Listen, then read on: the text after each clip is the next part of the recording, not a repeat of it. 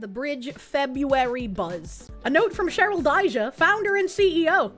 Dear everyone, Black History Month is often framed as a celebration of progress. But this year, it should also be a reckoning, especially around the economic reality facing Black women. Does this have to do with how Black women were a lot of the job cuts from the government and Doge getting rid of useless positions? Is that what this is?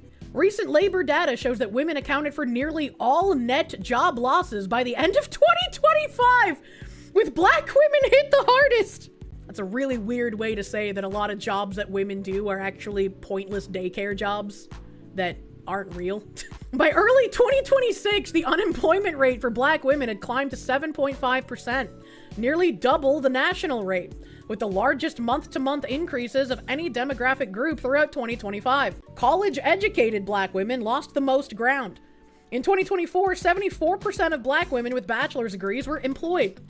By the first 9 months of 2025, that figure had fallen to 71%. You know, it's also interesting that a lot of people got hired due to DEI kind of stuff, and as some companies are trying to move away from having racial quotas, that's another interesting way to view this data.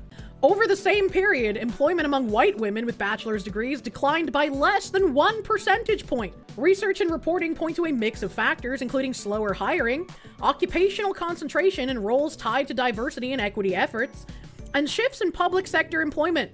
This impact is far-reaching because Black women have long served as economic stabilizers for families, communities, and entire sectors of the workforce. How do I say this? I don't think I've ever heard of anyone being called an economic stabilizer, but this is just a really weird claim in and of itself. The current data is alarming and makes clear they are absorbing a disproportionate share of today's economic risk. Honoring Black History Month means confronting these inequities and responding with intentional policies and practices that prevent these systemic imbalances in the first place. So there's that. 2 good reasons to leave your office.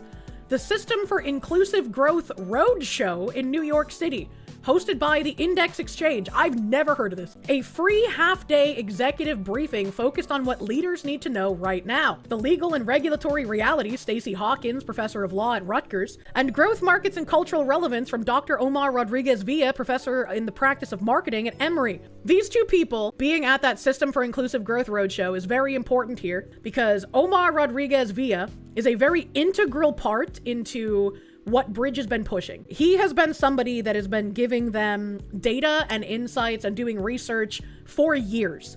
And Stacey Hawkins is one of the lawyers that they consult with when they put out those weekly letters on how companies can better get around people noticing that they're doing DEI and how to avoid lawsuits while participating in advancing the work in DEI. Free, so it's the most expensive. Register for the Roadshow February 12th, NYC. Oh, that's coming up. That's coming up quick. Bridge 26, Beyond the Line, a 2.5-day retreat to step away from the noise and dig deeper together with your peers. I would love to see what goes on during these kinds of retreats. This is probably going to be in May again, like it was last year. Bridge 25 was the best content, best presentations, and gatherings of business leaders. Sandra Sims-Williams, Chief Business Inclusion Impact Belonging Officer at Nielsen, Sandra Sims-Williams has attended some of the Bridge meetings, and I'm pretty sure she's also listed on their website as somebody like publicly associated with them. This other lady, the Bridge Retreat stands out as a conference where inspiration meets actionable strategies. Lori Good, Chief Marketing Officer, Index Exchange. Request an invite, community call. This is about the community call stuff. In the context of Black History Month, this Bridge community call will examine accountability as strategy and what the loss of Black women leaders reveals about power, risk, and leadership decision-making under pressure. Conversation will focus on how trust, cultural intelligence, and credibility drive consumer engagement, and what organizations lose when the leaders closest to these insights are pushed out. Then we have Bridge IMAX. There's new information, maybe. IMAX, the Inclusive Market Advantage Index, is a framework that helps organizations translate inclusion into measurable marketplace advantages and outcomes. Grounded in 150-plus evidence-based business practices, IMAX offers a comprehensive inclusion maturity assessment and capability-building process that bridges workplace culture and marketplace impact. I've shown off their original IMAX graphic a million times. It's the one that looks like a fucking cell with like a million different text pieces on it.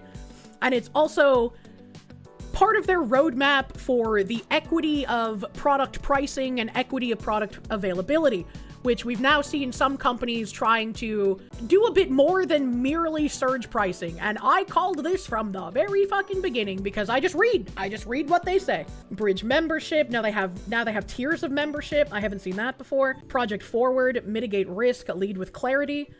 Project Forward is Bridge's weekly leadership briefing designed to help organizations navigate the growing legal, political, and reputational risks surrounding DEI and inclusive growth.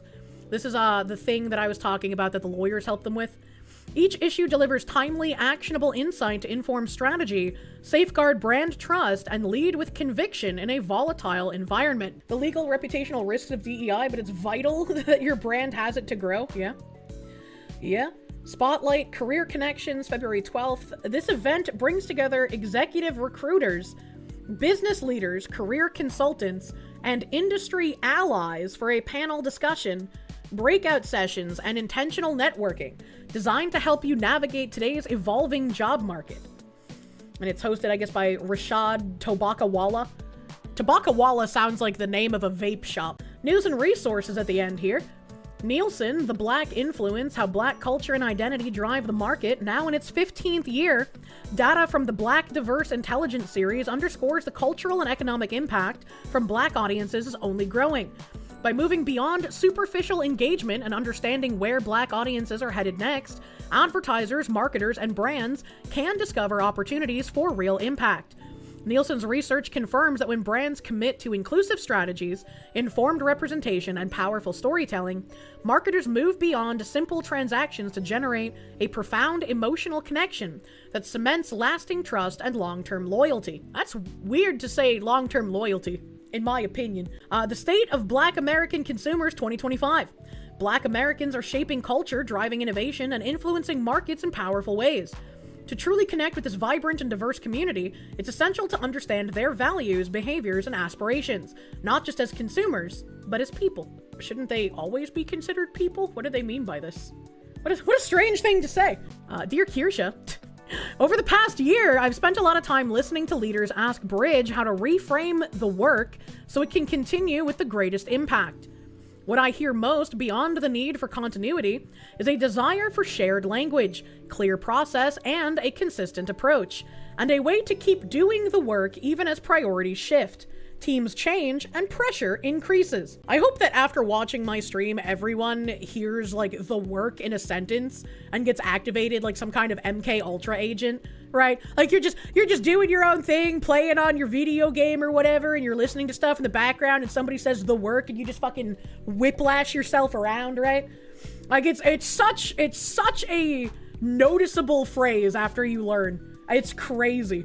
That's why, together with the Bridge board, we've developed the System for Inclusive Growth, or SIG, a practical system that mitigates risk and connects process, measurement, and capability. So inclusion is anchored in growth, not philosophy. On February 12th, we'll gather in New York for the SIG Roadshow to walk through how the system works in practice and how leaders are applying it across growth, marketing, and AI decisions. We're stronger when we're aligned. I hope you'll join us. I can't wait for commentary YouTubers who are like 4 years behind to post a video about something like the SIG Roadshow or other DEI gathering hosted by Bridge, funded by Bridge, thinking that they found something new and unique that'll push them in the algorithm.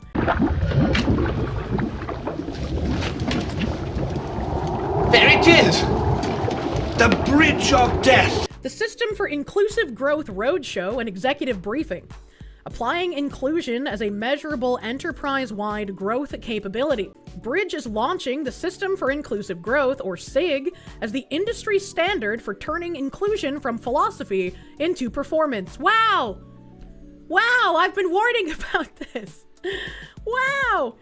The half-day executive briefing marks the first stop in the System for Inclusive Growth Roadshow and brings together senior leaders across brands, agencies, and platforms to explore how inclusion functions as a growth capability embedded into systems, decisions, and outcomes across the business. The very first video of anything bridge-related that I showed people on Twitter was Cheryl Dijja in 2024. I think it was a video from 2023, but I posted it in 2024, saying that DEI must become the DNA of the company. It is not just a moral imperative, it needs to be embedded in every facet of the company. And so this was the point in 2024, January, that I started talking about how we are going to see companies appear to be retreating from DEI. They will get rid of DEI groups. They will stop reporting on things publicly. Companies are going to try and obfuscate how much DEI and how much of the quote unquote work that they are trying to do in order to achieve a cultural victory. And then a ton of people who have no idea what's going on started claiming victory when companies were announcing, hey, we're gonna get rid of our DEI teams. Hey, we're gonna stop reporting to the Human Rights Commission. It's really frustrating to try and like warn about things that are happening, but like no one pays attention. This half-day executive briefing marks the first stop in the System for Inclusive Growth Roadshow and brings together senior leaders across brands, agencies, and platforms to explore how inclusion functions as a growth capability embedded into systems, decisions, and outcomes across the business. Graciously hosted at Index Exchange HQ, the session is designed for leaders navigating increased scrutiny, complexity, and pressure to deliver transformative results. And what's even more interesting, right, is like if you go to their base website, the biggest thing that I had been screaming about was like, this isn't some literal unknown company. This isn't like another arm of like Sweet Baby Inc. where there's like a million of them. But like whenever people try to downplay in the past when I was talking about Bridge, where they would be like, oh, I don't want to take this seriously because people keep commenting about it on any video talking about DEI. There are people in like Asmon's comments who are like, oh, well, we don't have to care about Bridge because they're small and they don't matter and we know what DEI is, so we'll see it coming. This isn't like some small, insignificant, literal who company. Look at all of the companies that work with them, that financially power them, that are all in on pushing this together. These are massive companies. Why did they decide to partner with Bridge? I don't fucking know. I have no idea. But when you have like Nielsen and Channel Factory and Gap and fucking General Motors, Target, Michelin, the Index Exchange itself, H&M, Amazon Web Services, Best Buy, the Ad Council, Sephora, Campbell Soup is fucking in here somewhere because that's where I found it. Discover, you have literal payment processors on board with this shit. Like what else are you supposed to do, man? Like, this is getting ridiculous. Sessions will explore how the System for Inclusive Growth works and why a system is required now. How the System for Inclusive Growth works. Why a system is required now. If you need a system for inclusive growth instead of it just happening naturally, that should be a red flag. The role of IMAX in measuring inclusion, maturity, and exposure. How capability building enables scale, consistency, and accountability. Inclusive AI and inclusive marketing as critical growth and risk condition. Current regulatory, legal, and reputational signals shaping executive decision-making. Who should attend? This briefing is designed for senior leaders across brands, agencies, and platforms, including CEOs, CMOs, and CFOs, inclusion, belonging, and culture people leaders, and heads of marketing, media, strategy, and business operations. Space is limited. I don't know how much this costs to go to, and I kind of wish I was in New York, because I would love to like be there and record it. A half-day executive briefing designed to introduce the System for Inclusive Growth. This is really creepy. Like this is again like something I would expect to read on one of the computer screens in fucking Atomic Heart while I'm fighting off robots, man. Light breakfast and networking, welcome remarks with Cheryl Dijja. The Legal State of the Union with Stacey Hawkins and Cheryl Dijja. Good Growth, How Brands Win with Inclusion with Dr. Omar Rodriguez Villa and Lori Good. An inclusive marketing panel thing. Inclusive AI with John Flynn, head of AI for media and entertainment at Google. And it's moderated by Morgan Gregory, CEO and co-founder of Alltold. I don't know what Alltold is. That looks kind of like maybe Allfold as well. Not like Alltold like the mints, but like ALLTOLD. I don't know what that is. And then they wrap up at 12:30 p.m. and have a networking lunch. Event details, it's at 3 World Trade Center. Okay. Registration, invite a colleague, express your interest.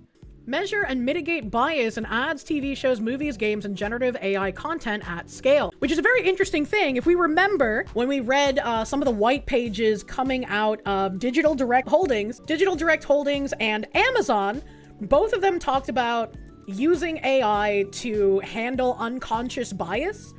And Amazon's white paper that we read also especially went into details about how good it would be to use AI to try and get rid of unconscious bias in their employees. So it's interesting that now we're seeing this random fucking company no one's ever heard of before working with Bridge, and their entire purpose is to mitigate bias. Alltold, founded by responsible AI leaders from Google, is an AI company that measures and mitigates bias in ads, TV shows, movies, and generative AI content at scale. Let's see some of your posts, shall we? 127 million people watched the Super Bowl last year. 30% estimated were black, but we saw on average 14% of Super Bowl ad screen time given to actors with darker skin tones. A subset of those were black. Notable ads with the highest representation of darker skin tones last year came from Instacart, Intuit, TurboTax, Ramp, and Nerds. Countdown is on to see what the ads look like this year. This is a really fucking weird thing to pay attention to, first of all. Second of all, if African Americans are 14% of the population and they're 14% of the Super Bowl ads, that's funny. That's interesting. And I remember that everyone was saying, if you try to put people into stuff based on percentages, what percentage are you actually trying to get to? And I feel like everyone rational said that that percentage is never going to have a final goal. Like, it's going to keep changing. Over 127 million people tuned into the Super Bowl last year. Over 45% of those viewers were women. Seems like a big opportunity, right?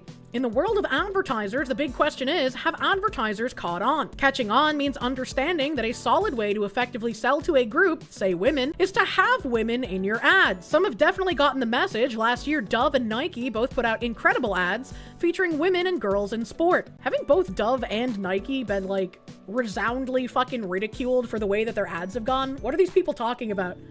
What are they fucking talking about? Does that mean that if you guys put out like skiing advertisements, they should be 100% white? Because the majority of people who are interested in skiing things tend to be white people. They live in the climates where skiing happens. You know, like are we gonna have this like both ways kind of conversation? Because I feel like that never happens. But on average, as our analysis shows, the answer is no. Not long until we see what this year's advertisers do. It was gender expression. Well, that's different. Gender expression representation in last year's Super Bowl ads. Detections versus screen time of feminine and masculine. Well, that's different from saying women, is it not? That's Morgan Gregory, as the lady who's going to be speaking at the Bridge thing. At Alltold, we've analyzed the Super Bowl ads dating back to 1969. Why?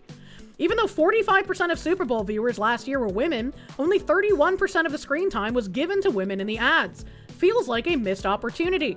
This is some kind of weird, like, I have to see myself if I'm going to feel like I'm represented in this product, right? It's like if I watch like a commercial for the newest iPhone and it's only black people in the ad, I'm not going to be like, oh, well, I can't buy the iPhone because I'm not a black people. I need to see myself in this ad to know that the product is also for me. Like that's weird. 45%, most of them are married and watching with their husbands. Yeah. Probably. Nike and Dove were notable exceptions with ads that feature girls and women with strong messages. I wonder what we'll see this Sunday. This is so fucking weird, man. Can't you just make ads with people?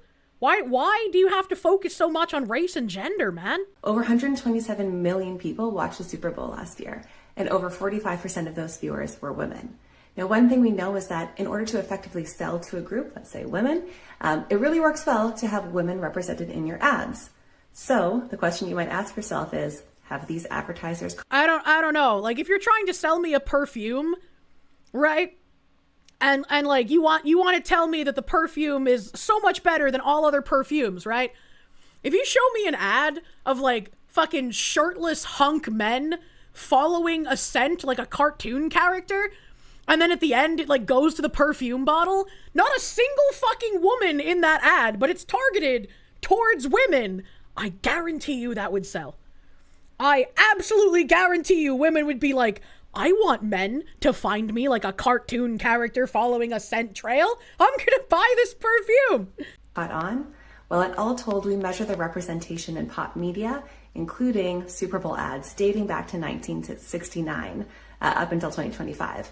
Let me show you some of what we've seen. So last year, even though over 45% of the viewers were women, we only saw 35% of the people in the ads shown with the feminine gender expression, usually proxy for women, and only 31% of the screen time given to women. Now how do they know the gender of the watcher? That's a great question. I have absolutely no idea how or where they get their statistics. Representation has changed over time. So back in the early 1970s, we were down low, around 10% of representation. And it kind of grew and then kind of retreated and grew and retreated all the way up. This is about the year 2000. In the 2000s, we see a bit of a steady increase, drop down around 2010, back up again, but we're making our way up to around 40% of screen time being given to people with a feminine gender expression in 2024. Considering they say with a feminine gender expression, I would like to know the split between transgender men and biological women being used as representation in these advertisements. I think that's an important thing to note when you are trying to push an agenda here.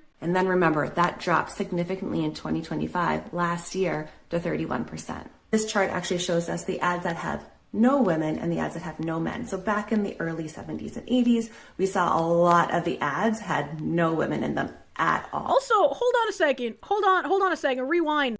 They're talking about women representation in advertisement. Weren't these also the people that did like buyback shit? When they were like, oh, we can't have women representation in beer commercials if they're wearing sexy outfits, even though the women who did those commercials liked doing those commercials and were proud of their work in those commercials.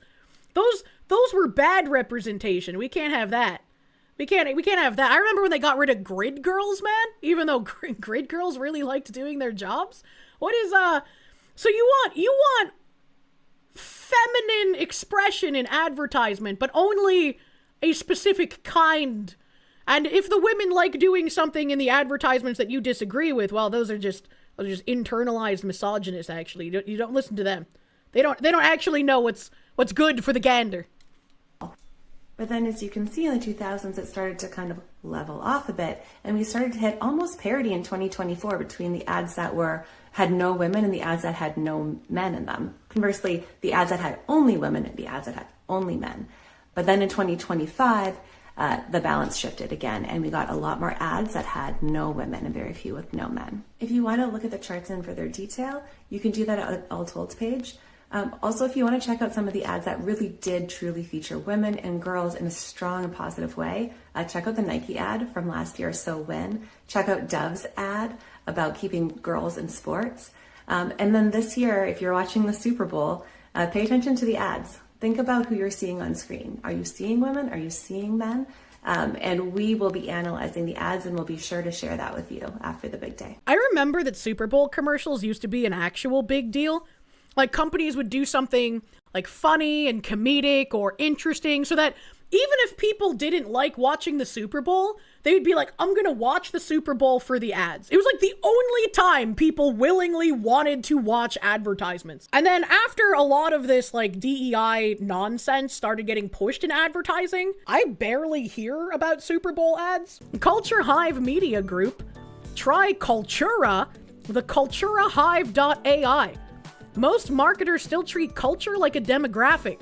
Age, gender, ethnicity, interest, but culture does not work that way anymore. Culture is behavior. It is ritual. It is identity in motion. That sounds very cult-like rather than culture. I know the word cult is in culture, but that's not exactly the same thing. And when brands misunderstand that, performance suffers.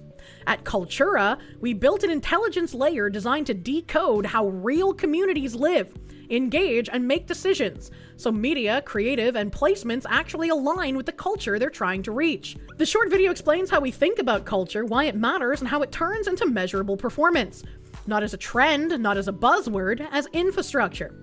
If you're responding to brands, running media, or trying to reach audiences that no longer respond to generic targeting, this perspective matters. Would it no longer respond to generic targeting? This kind of makes me think of like how anything culturally relevant to European history kind of gets, I don't even want to necessarily say blackwashed, because it's not only like African Americans that they put into prominent positions in history that don't make no sense. It's just like anyone but a European. So it's simultaneously like European culture doesn't exist, but also European culture doesn't even belong to the Europeans in the first place. I don't know, it just makes me think of that. Like people talking about like Bridgerton kind of stuff recently. People are too media savvy nowadays, so the Infowar must step up its game. Watch the video and let us know if this resonates with you, with how you see the market evolving. Cultural intelligence. Oh boy, what do we have here?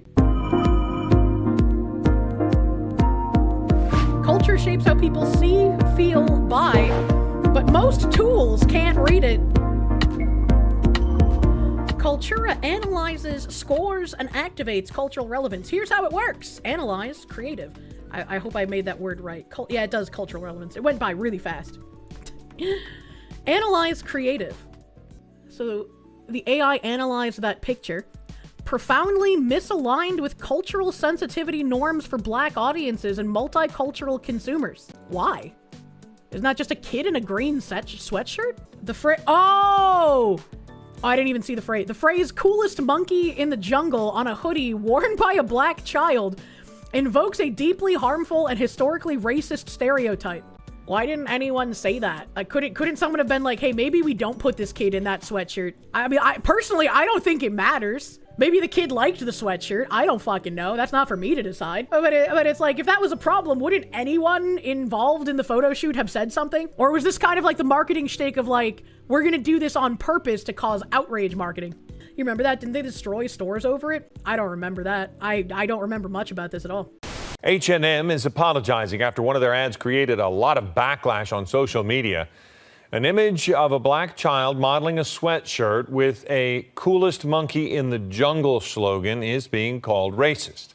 The image appeared on the British version of the Swedish retailer's online store. The Stockholm-based clothing giant issued an apology Monday morning saying, "This image has now been removed from all H&M channels, and we apologize to anyone this may have offended." Fails to demonstrate cultural awareness, respect, or alignment with values of dignity and inclusion. They got a score of 12. Analyzed domain. Analyzed domain for cultural relevance, and they post ESPN. Cultura analysis. Most relevant to Latino millennial sports fans. Psychographies. Passionate about sports, mobile first, bilingual, or English dominant with cultural affinity. Socioeconomic, urban, middle income, family oriented. Score of 87. Curate top sites for target audience. Curate site list for this audience. What the fuck? Now available. If there's like a public way to use this website, I would love to plug shit into it. Culturally authentic advertising for the modern marketer. Cultura's proprietary cultural relevance score, CRS, analyzes briefs and assets to improve your creative, audience, and media mix, enabling brands to launch inclusive campaigns that resonate with multicultural authenticity. Do you think you have a culture, dear brown person? Well, you don't. You just have things we could use to exploit for marketing. Upload your campaign brief or creative. Upload brief, upload creative. Give me CRS for ESPN, curate site list for ESPN, create persona for ESPN. The fuck does that mean? Enter domain for CRS evaluation.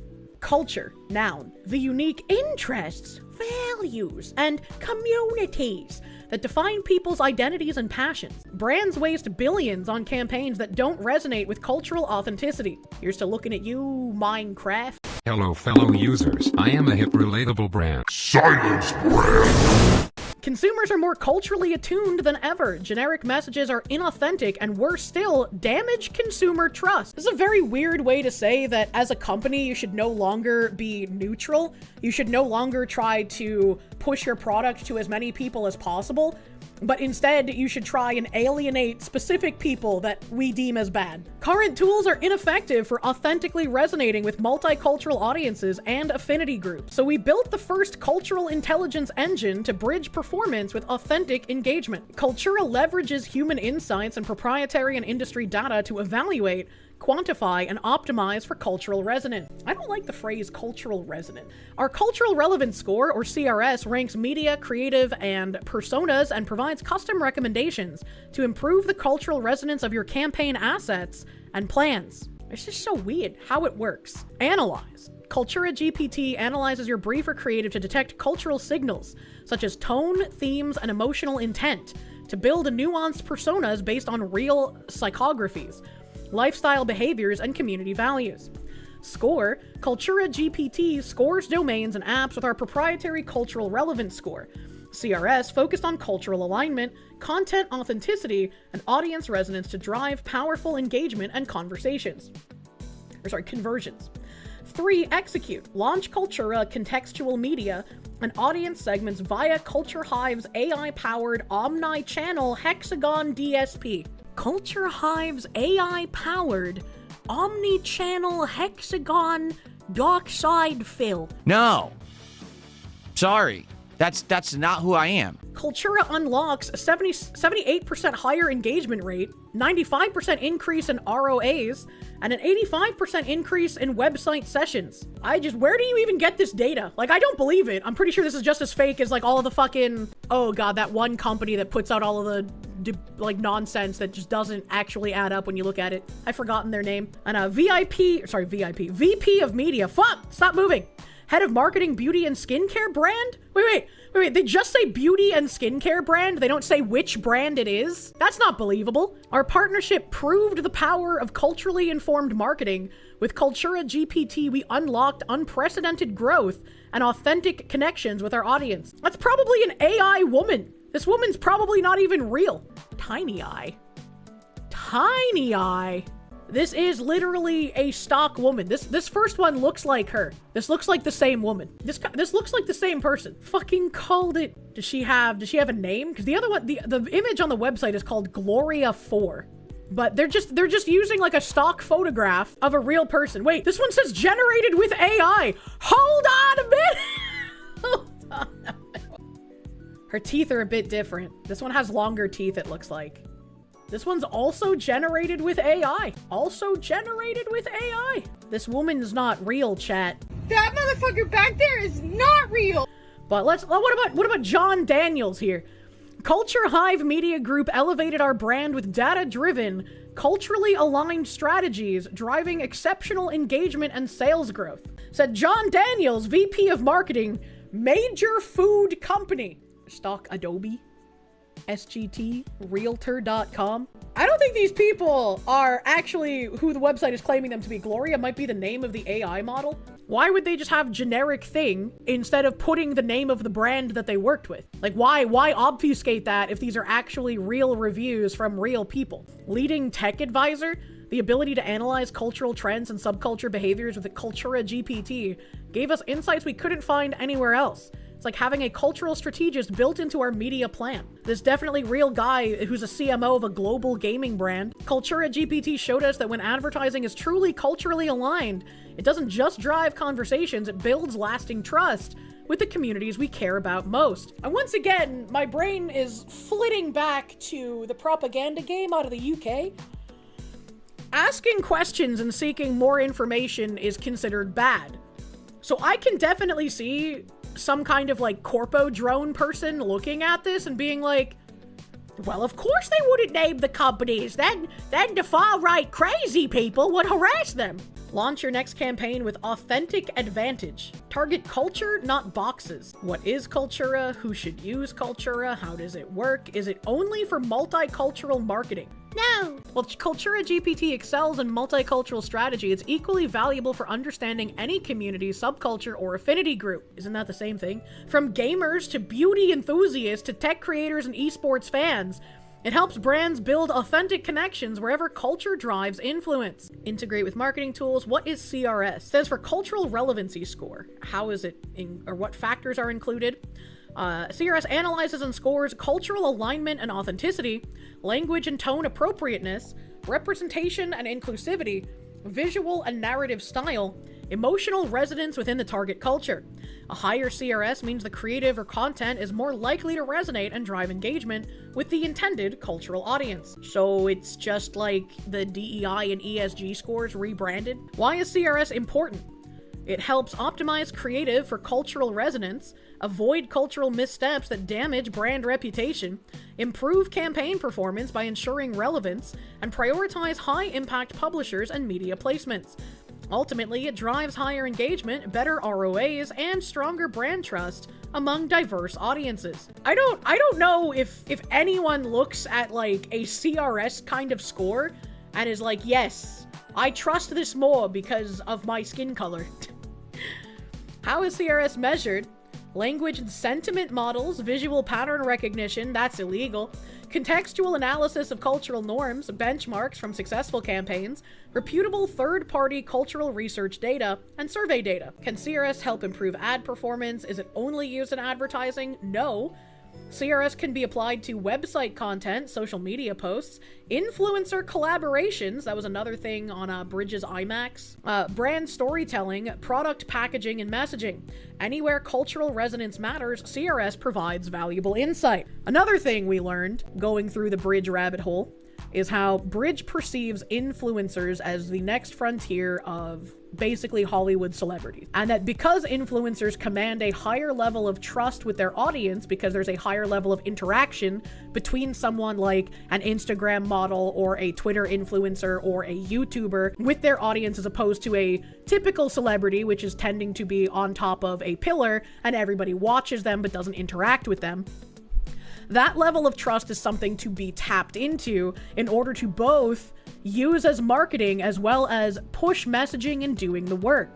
Which is why I feel like, and this is my opinion, we can't actually link these things through any visible threads, but it's my opinion why we see companies like Campbell's marketing with influencers that I've never heard of that have millions of followers, and the streamers themselves never actually promote the thing going on. Typically, when you're a content creator or an influencer and you partner with a brand to advertise for something, you actually put those advertisements out. Like Starforge. I had a year-long campaign with Starforge that just recently ended, and I advertised for Starforge pretty consistently on stream. We always had something pinned in my chat. Occasionally, I would talk about the sales that were going on. I would promote the brand. In these things that we see with like Campbell's or Progressive, there's no marketing from the companies. There's no marketing from the streamers. There's no engagement from viewers anywhere. The views on Twitch, they get nothing. The views on YouTube, they get nothing. The post on Twitter, there's no engagement. So it seems very artificial, and it seems like a very weird way to sort of buy off creators to push stuff that you want them to do. How do I get started with CRS or Cultura GPT? Try the demo, blah, blah, blah.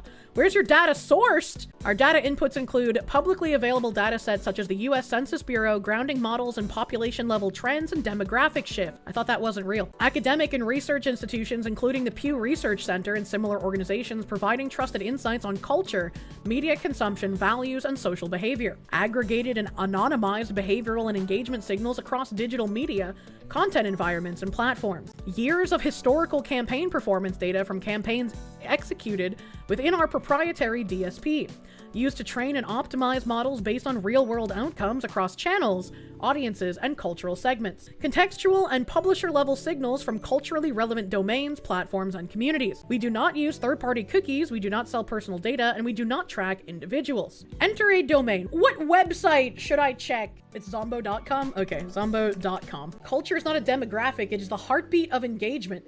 Cultura showed us what was working and what wasn't. One small change increased engagement by 27%, quoted by some senior brand strategist at a DTC wellness brand. I just don't believe you. I just don't believe that's a real person. Give me the score. Give me the CRS for zombo.com. Overall CRS 22. Most relevant to broad multicultural digital natives? What? Adjust uses a niche humor touchpoint alongside culturally focused placements. Moderate engagement for viral or brand awareness campaigns with young digital audiences. What a creepy fucking sentence. Campaign context and target audience, culture, subculture, broad multicultural digital natives with affinity for internet culture and humor. Psychographics values playful, absurdist humor, digital creativity, and viral content. Socioeconomic, diverse, skewing younger. I think you'd be hard pressed to not find someone, or to find someone who's not a hag that likes this website. Hey, the older they are, the more experience they have. Digitally savvy. You do have to be digitally savvy to understand Zombo.com. Audience name, digital natives and meme culture enthusiasts. CPM $4.80. What the fuck? Multicultural Gen Z urban tech users. Audience name, budget conscious multicultural shoppers. What the fuck am I even reading? Campaign goals targeting digital natives and meme culture enthusiasts. KPIs, engagement rate, brand recall, social sharing. West Coast 28%, Northeast 25%, South 30%, Midwest 17%. What is this even talking about? Platform and medium 50% display, 30% mobile video, 20% social media. Suggested weekly budget. What the fuck? The site's content is playful but generic with no explicit cultural references or identity markers. Zombo.com is the cultural reference. English only. Somehow that's a bad thing. With a humorous and absurdist tone that resonates with digital natives but lacks cultural specificity. Representation and inclusivity is at 25%. No visible representation or imagery related to any cultural group. Purely abstract and text-based. It doesn't matter that the Zombo.com man is black. You can't see him. Therefore, does his blackness really exist? If you can't see a black man's skin, is he actually still black? Zombo.com is an iconic internet meme site with no direct ownership tied to a specific cultural community. Ownership authenticity is neutral. And somehow that's a bad thing because it only has a 30% rating? You can't be neutral anymore. You must say something. Audience alignment 60%. The site has a niche approval to internet savvy users who appreciate absurdist humor and retro web aesthetics but lack specific cultural or ethnic focus. Audience is broad and multicultural but not deeply aligned with any narrowly defined cultural segment. Again, that's a good thing. You're saying we just can't enjoy thing unless you inject your nonsense into it? Pick a meme team fence sitter. Editorial and UX dimensions, 10%. Damn. Cultural alignment. The site's content is playful but generic, no explicit cultural references or identity markers. English only, humorous and absurdist tone, lacks cultural specificity. No visible representation or imagery related to any cultural group. Simple, minimalistic interface with nostalgic web experience, effective for niche but not culturally rich. This is wild. This is basically the South Park skit of like, put a woman in it and make it gay. Sure, yeah. Well, let's try that again. Like, if you don't have outward noticeable DEI things on your product, then it's just bad. Oh my god. The site features no human representation or intersectional identities. It is purely abstract and symbolic. No risk of stereotype or tokenism, but also no cultural resonance besides broad internet culture. Why is that a bad thing? No stereotypes or cultural insensitivity detected due to the abstract nature, but the lack of cultural specificity caps the CRS score. Consider supplementing Zombo.com inventory with culturally specific sites for deeper resonance. Use playful, meme-driven creative to align with the site's absurdist tone. Layer audience targeting with digital natives and meme culture enthusiasts for best engagement. Holy shit. We need a based AI website analysis web tool. They turned an AI into Kathleen Kennedy. Put a chick in it, make her gay. This is actual, just like, these aren't real people. All right, let's Kirsche.com. Oh my god, I have a high cultural relevant score. My overall CRS for my website is 72. Take that, Zombo.com. I'm more commie friendly.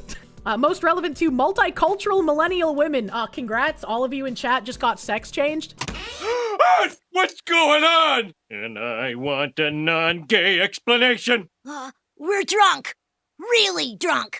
Suggested action, adjust to deepen cultural specificity and intersectional representation. So my next model should be tan? Impact potential, moderate to high cultural resonance with opportunity for growth through targeted content enhancements. Culture, subculture, multicultural millennial women, including Latinx, Black, and AAPI segments. That's you guys. You're my multicultural millennial Latinx and black women. Rise up. The psychographics value self-expression, wellness, beauty, and lifestyle content with an emphasis on cultural authenticity. You know, that's kind of fucking wild that even like this weird DEI website tool acknowledges that I have authenticity.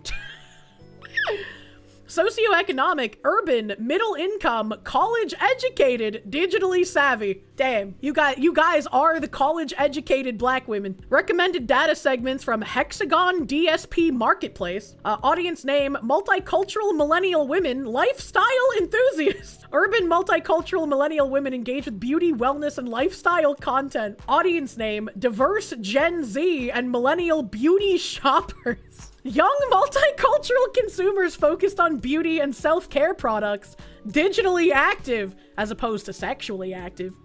Stop! He's already dead. Audience name, cost-conscious multicultural shoppers. I don't think we can have cost-conscious Kirsches, all right? Okay? Multicultural consumers prioritizing value and deals in beauty and lifestyle categories. We're so beautiful. The top Cultura GPT segment match, multicultural millennial women. My KPIs are CTR, engagement rate, and brand sentiment lift. Region and demographics are West Coast 35%, East Coast 30%, Midwest 20%, and South 15%. How do they know that I rag on the South for being the worst part of the US all the time? That's crazy.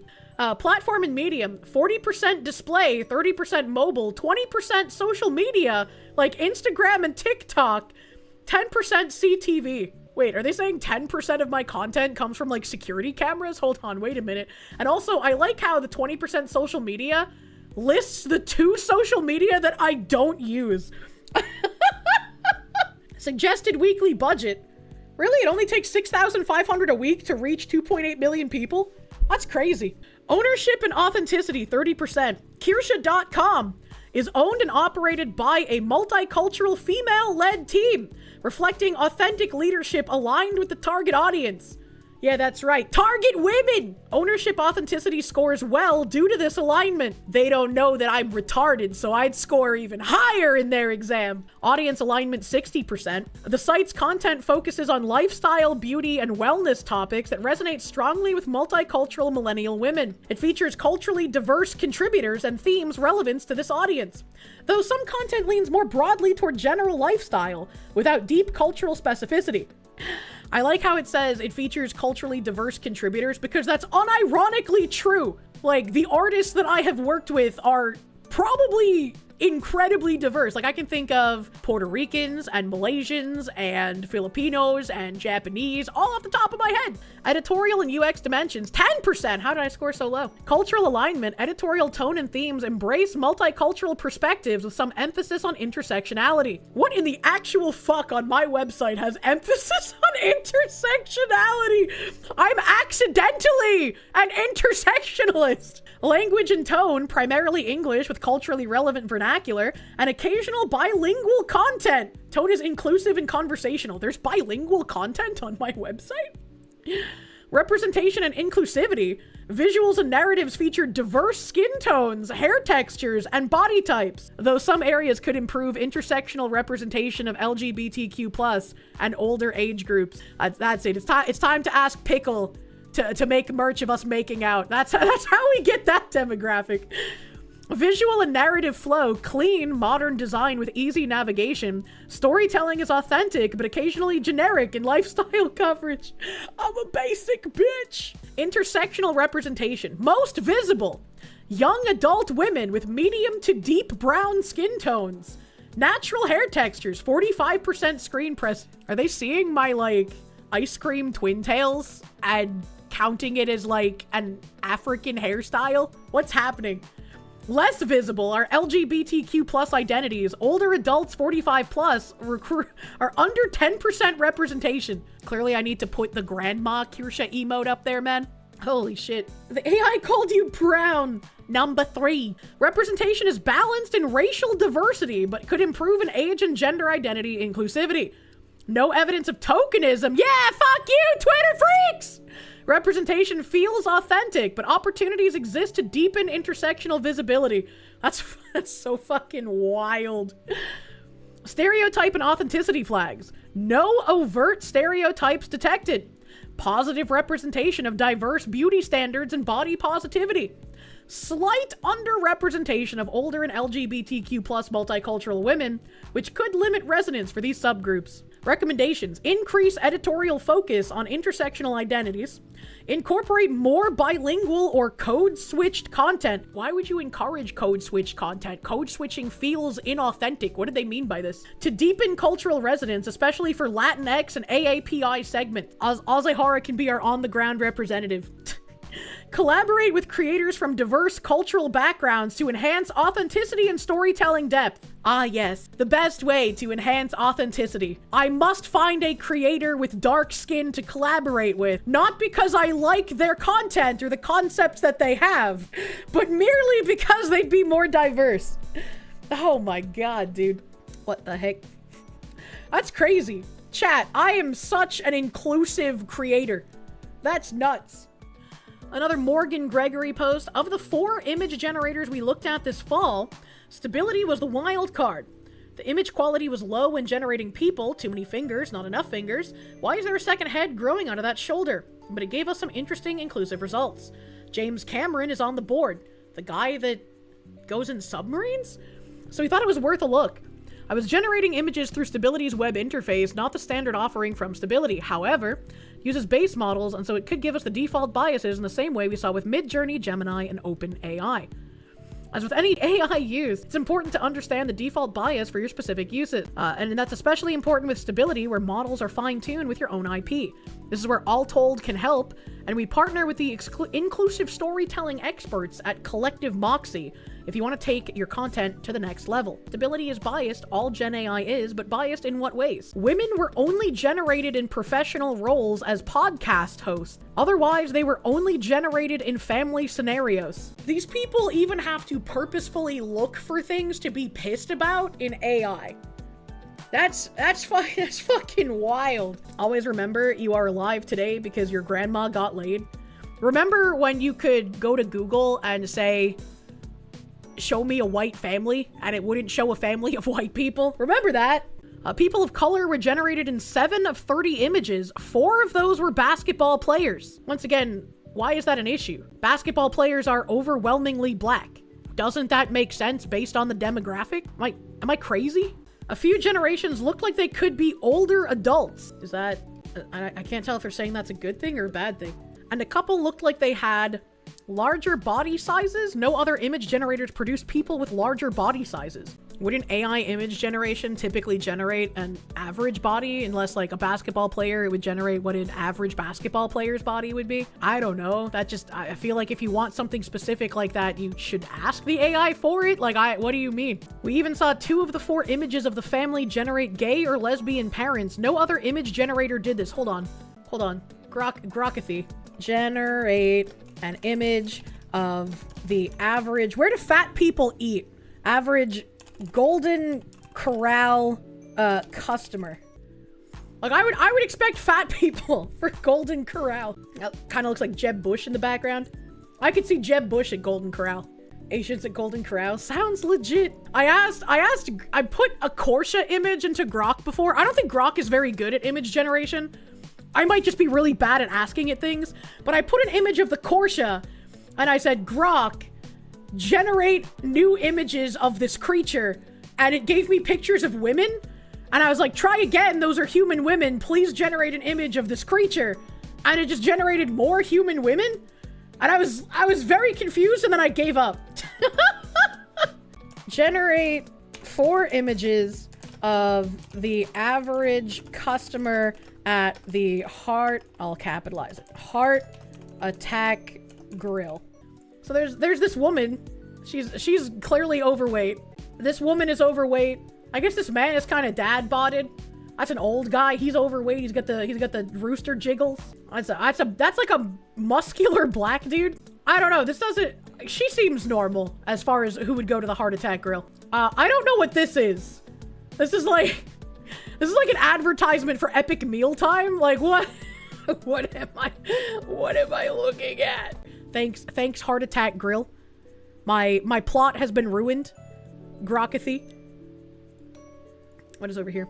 We even saw 2 of the 4 images of the family generate gay or lesbian parents. No other image generator did this. Isn't that kind of weird? 50% of families are not gay, so why would 50% of the images show gay families? Still 0 images of someone with a visible disability in line with other image generators. Gee, I wonder why that could be. I wonder why people with disabilities don't show up in like the immediate and you have to specify that. The biggest issue with stability though is the quality issue. What we're uncovering here is the default bias. If we don't specify a gender or race or body size or any one of the attributes we're measuring, what does stability default to? Why does that matter? I don't understand. If I want something specific, I will ask for it. Even if we do specify these identity attributes, what is the quality of those images compared to the default young, thin, white images? Understanding these default biases and quality variances for your specific Gen AI uses can help you decide which tools to use and how to use them inclusively. We can help with this at Alltold. Reach out. OpenAI is biased, and this is another recap with them.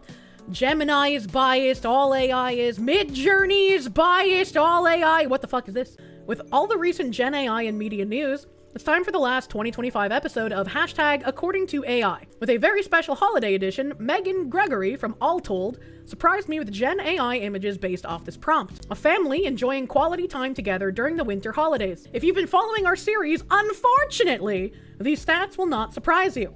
1 of 16 images showed winter holiday as something other than Christmas. 1 of 16 images showed a person who wasn't white. 2 out of 66 people generated. That seems like it's different from the typical marketing, if I'm honest. No images had someone with a larger body size or a visible disability. 2 of 16 images showed an older adult, a grandparent, a great uncle, or aunt. 1 of 16 images showed a possible single-parent household. 3 of 16 images showed an LGBTQ+ set of parents. The holiday should be a time about inclusion and families of every form. With that, dear community, we don't have to let bias remain in these tools. If I speak, I will glow. Welcome back to our holiday edition of According to AI. Nice mug. I like your toque. For this edition, and Julianne, you haven't seen these, but the prompt that I chose for this week was a family enjoying quality time together during the winter holidays. So, do these people just like prompt AI and try to find something to get pissed about? Like, what are we doing here? What are we fucking doing here, man? Ooh, pretty unspecific. Do you want to see what happened? Also, goddamn, Yeah, let's see what happened. Glasses. Here is Midjourney. Very Christmas oriented. I see a lot of Christmas trees because you just said holiday. It doesn't necessarily mean. I did. I said winter holiday. So we're seeing some snow. These people have been trying to replace Merry Christmas with Happy Holidays for how fucking long? And now they're shocked that AI has learned that a lot of people say Happy Holidays in the place of Merry Christmas. And so it's generating Christmas-oriented images when you ask for holiday celebration. That doesn't take like a massive leap in logic. No, but definitely Christmas trees is what we're seeing. Definitely light-skinned folks in all of them. That's true. How horrific. What a horrible AI that it generated white families. Just the thought of a happy white family makes me rage. They should not exist. And actually quite blonde, all of them, too. Also, that's true. Blonde people are a huge problem. Once we get rid of all the redheads, we have to start working on the blondes. Body size, all pretty similar across all of them. And all with kids. Correct. And 1 or 2 children, but all the children that are being generated here are young children. I will say it is interesting that AI will generate what an average family was considered decades ago. Mother, father, 2 children. That was considered like average family. That I don't think that's average family anymore. And no grandparents or other generations or same sex couples. You got it. So this is the definition of a family that we're seeing from Midjourney. Totally. Let's look at what OpenAI generated. Reactions. Okay, so slightly more diverse in terms of Yeah, it's slightly more diverse. We have like a Jewish family. We have a white woman and a black man. They took this off of marketing, I'm imagining. We have like a Mediterranean guy here with a white wife.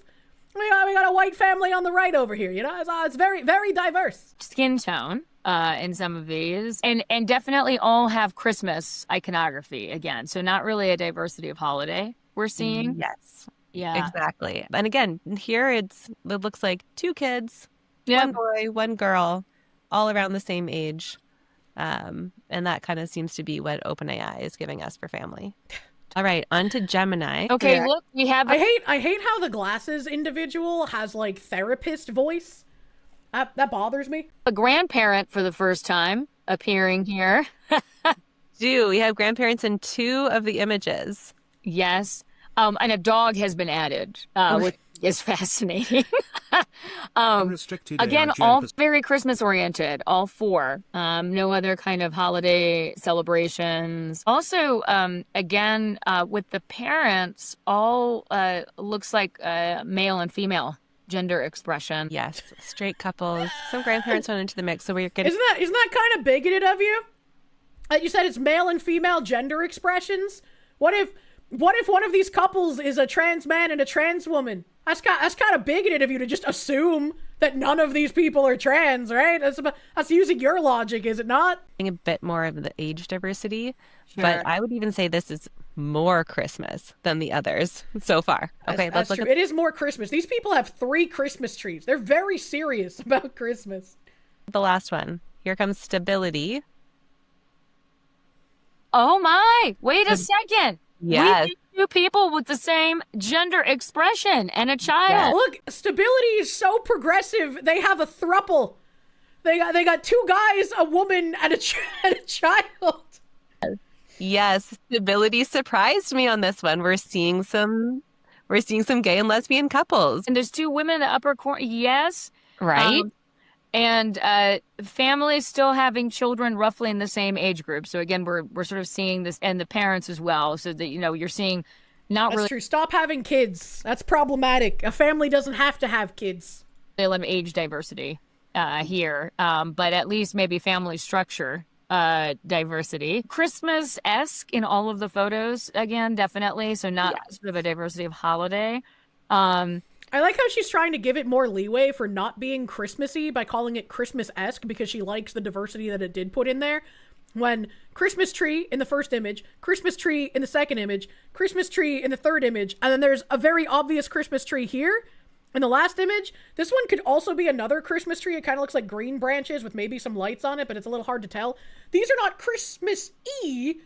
They're the same as all of the other Christmas images. And certainly the similar patterns in terms of build, body size, and skin tone. We're not really seeing a lot of diversity in that here. I was surprised, having put a prompt in that was winter holidays, that all we got was Christmas, that we didn't get any other winter holidays in here. Once again, Happy Holidays has been used as a stand-in for Merry Christmas for so long that doesn't surprise me that the AI has taken that as a holiday means Christmas at this point. In addition to that, if you asked me to name 3 widely celebrated Christmas holidays, I would say winter holidays. I would say Christmas, Hanukkah. That's it. There's no third widely celebrated one that I could think of. Winter solstice. Chinese New Year's in February, so I wouldn't count that one, right? When people think winter holiday, they think December, you know? Kwanzaa's not real. Kwanzaa's not, you're forgetting that's true. Christmas, Hanukkah, and Happy Honda Days. You're so right. You're so fucking right. Literally nobody celebrates Kwanzaa. That's what I'm saying. Being celebrated. Absolutely. And so the real opportunity is for anybody to really expand this idea of what does holiday mean. What is holiday? And also, what is family, right? This is the first time we put a prompt in for family. And what does a family look like? And what we're seeing is it largely looks like 2 white people who have nice highlights in their hair. Yeah. That's a weird thing to say. Like, AI out of the picture completely. I don't think anyone would say that. What's a generic secular winter holiday? Santa? Snowman? I don't fucking know. You drove past a Happy Kwanzaa billboard a while back and rolled your eyes so hard you almost crashed your car. Oh my God. Yes. Specifically with a certain, body size and have somewhere between 1 to 4 kids, but usually around 2 that are maybe 4 kids in this economy? Or in their age range of like 2 to 8 years old. And I think we can really show, that's one version of family, but there are so many others. And they're all going to be getting together over the next few weeks here in different ways and in settings that aren't just with Christmas trees.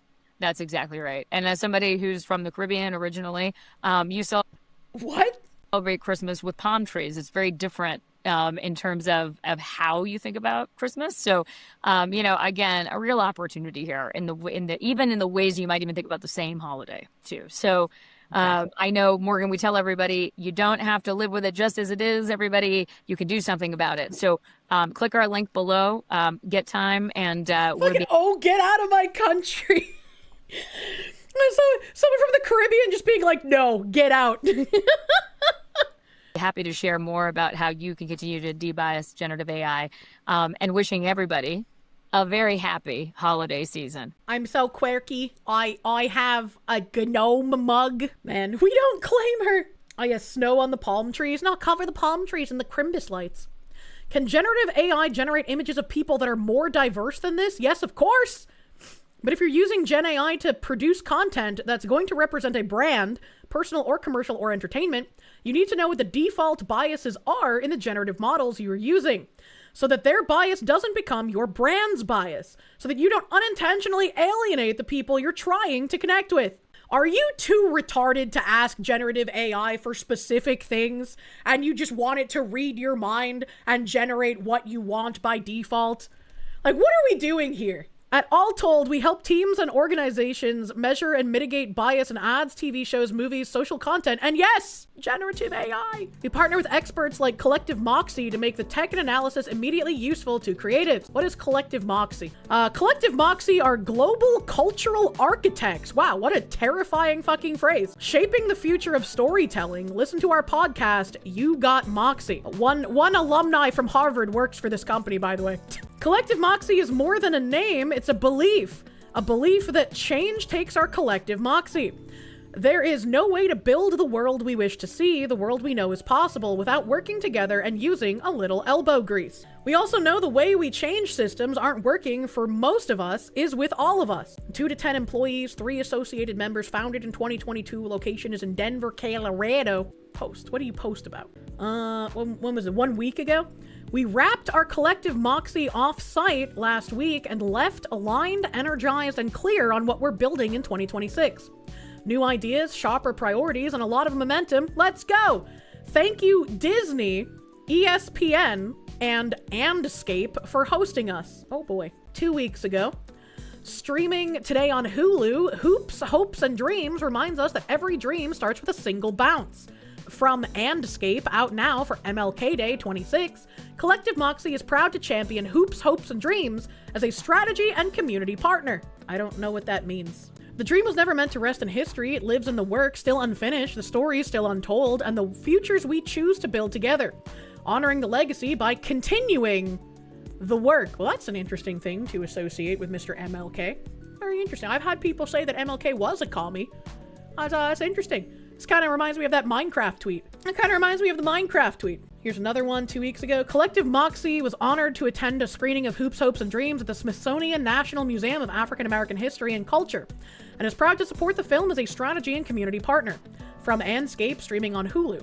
And photo credit, Collective Moxie. What the hell is this? More than a game, Hoops, Hopes, and Dreams reminds us that every dream starts with a single bounce. Wait, it's a game? I thought it was a show, because they say streaming on Hulu. What? What is this? Martin Luther King, Barack Obama. Their destiny is connected to each other with basketball. What? In the civil rights. Martin Luther King and Barack Obama's destiny is connected through basketball. That's probably the most confusing phrase I've heard this year so far. Movement. Nobody knew what was going on in the South. The only thing we could do is go where the kids were on the basketball court. To know that Martin played their game makes them listen. I played basketball with Obama. He says to me, we want to win, but we want their support too. What is it you're willing to give your life for?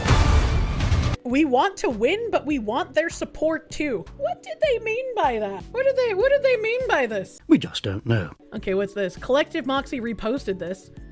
Eric Francisco Medina, honored to join Universidad del Sagrado Corazon for a conversation on storytelling, media strategy, and audience engagement. Nos vemos pronto. Is that the, I've gotten so used to calling it fucking Mud Hut Island with Azahara, I just blanked out. Is that the Puerto Rican flag? Azahara, how could you do this to me? Morgan Gregory again. Gemini is my other favorite image generator, and it's also biased. How many of these fucking posts are there going to be? Georgia friends and colleagues, join me at State of the Industry 2025 at Trilith Studios on October 23rd. Excited to be in the conversation with some awesome voices in comedy. Adane Ebo JD, Adamama Ebo, and Jeremy Gerlich. I don't know who any of those people are. Collective Moxie had the honor of programming the summit again this year with our fabulous partners at Trilith Studios. Many thanks also to the wonderful team at Motion Picture Association for being the lead sponsor. What is Trilith Studios? Trilith Studios, media production, Georgia, located South Metro, Atlanta. Largest purpose-built movie studio in North America. Purpose-built movie studio. Offering world-class facilities, state-of-the-art technology, bespoke production support, spanning over 700 acres. Features 1.5 million square feet of production space, including 34 premium sound stages, construction workshops, costume shops, and a first-of-its-kind virtual production stage. With nearly 1,000 acres of customizable backlot space, Trilith has hosted blockbuster films such as Spider-Man: No Way Home, Avengers: Endgame, and Black Adam, as well as TV productions such as College Bowl, Family Feud, and streaming hits like WandaVision and The Falcon and the Winter Soldier. Interesting. I have no idea who they are. I have no idea. But that's interesting that such a large movie studio has anything to do with whoever the fuck Collective Moxie are. That's interesting. And Collective Moxie, it's connected to this group, which is connected to Bridge. All very interesting. Collective Moxie, 6 months ago, packed house at Comic-Con 25. Over 1,800 people joined our Real Stories, Real People panel, proving these conversations matter more than ever. The energy was electric and the dialogue inspiring. Huge thanks to Al Madrigal, Pilar Flynn, Sydney Bright, George R. Gutierrez, and moderator Victoria Davis for bringing honesty, humor, and insight to the importance of representation. This is what Collective Moxie is about. Special thanks to Rick Rhodes and Gabriela Vizcano-Piro for making this panel possible. I think this is what frustrates me the most about, like, no politics people. Because when people cry about politics, all it really is just allowing one side of politics to dominate the conversation until your hobby is ruined. If we could keep things like genuinely politics free, then sure, but I don't see that ever actually happening. Collective idiots, this is why you don't go to cons. It's very weird. Annenberg Inclusion Initiative recently dropped a report on representation in podcasting. That one time AI image generators generated people with more representation and diversity than we see IRL, podcast hosts. Of course, we went to generative AI to see how podcast hosts are generated by image generation tools like Midjourney, OpenAI, Gemini, and Stability. What do podcast hosts look like? Hashtag according to AI. We were kind of shocked. The report findings bummed us out. 2 male hosts for every 1 female host. Why does that matter? Podcast hosts are primarily male. 35.9% of top 100 podcast hosts were female. 33.2 of all 594 podcast hosts were female. Total hosts across the top 100 podcasts are 167. Total hosts across all 592 podcasts are 1,018. Podcast falls behind visual entertainment. Gender of podcast hosts compared to other entertainment formats. Top 100 podcasts are 35.9% female, as opposed to film leads and co-leads, 50.4% female, TV series regulars, 44.9% female, and popular music artists, 37.7% female. How does this compare to what we listen to? We looked at the podcasts we listen to. Morgan's most listened to podcasts. Wondery Armchair Expert, Lonely Island Seth Meyers, Good Hang with Alex Bowler, Acquired Every Company Has a Story, Search Engine, Huberman Lab. I've never heard of any of these, by the way. IMO with Michelle Obama and Craig Robinson. Unpaused with Dr. Marie Claire Haver and Ologies. 10 male hosts, 5 female hosts with a ratio of 2 to 1. Same ratio as in the report.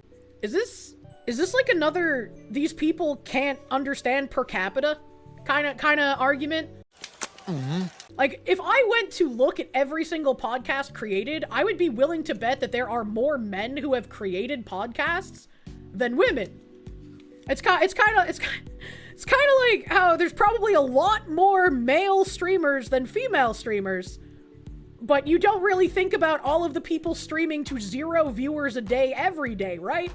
This is where we were kind of shocked. Gen AI usually has lower representation than IRL. Midjourney, OpenAI, Gemini, and Stability generated 8 hosts each for a total of 32. Of those, 14 were female, a ratio of 43.8 compared to 33.2 IRL in the report.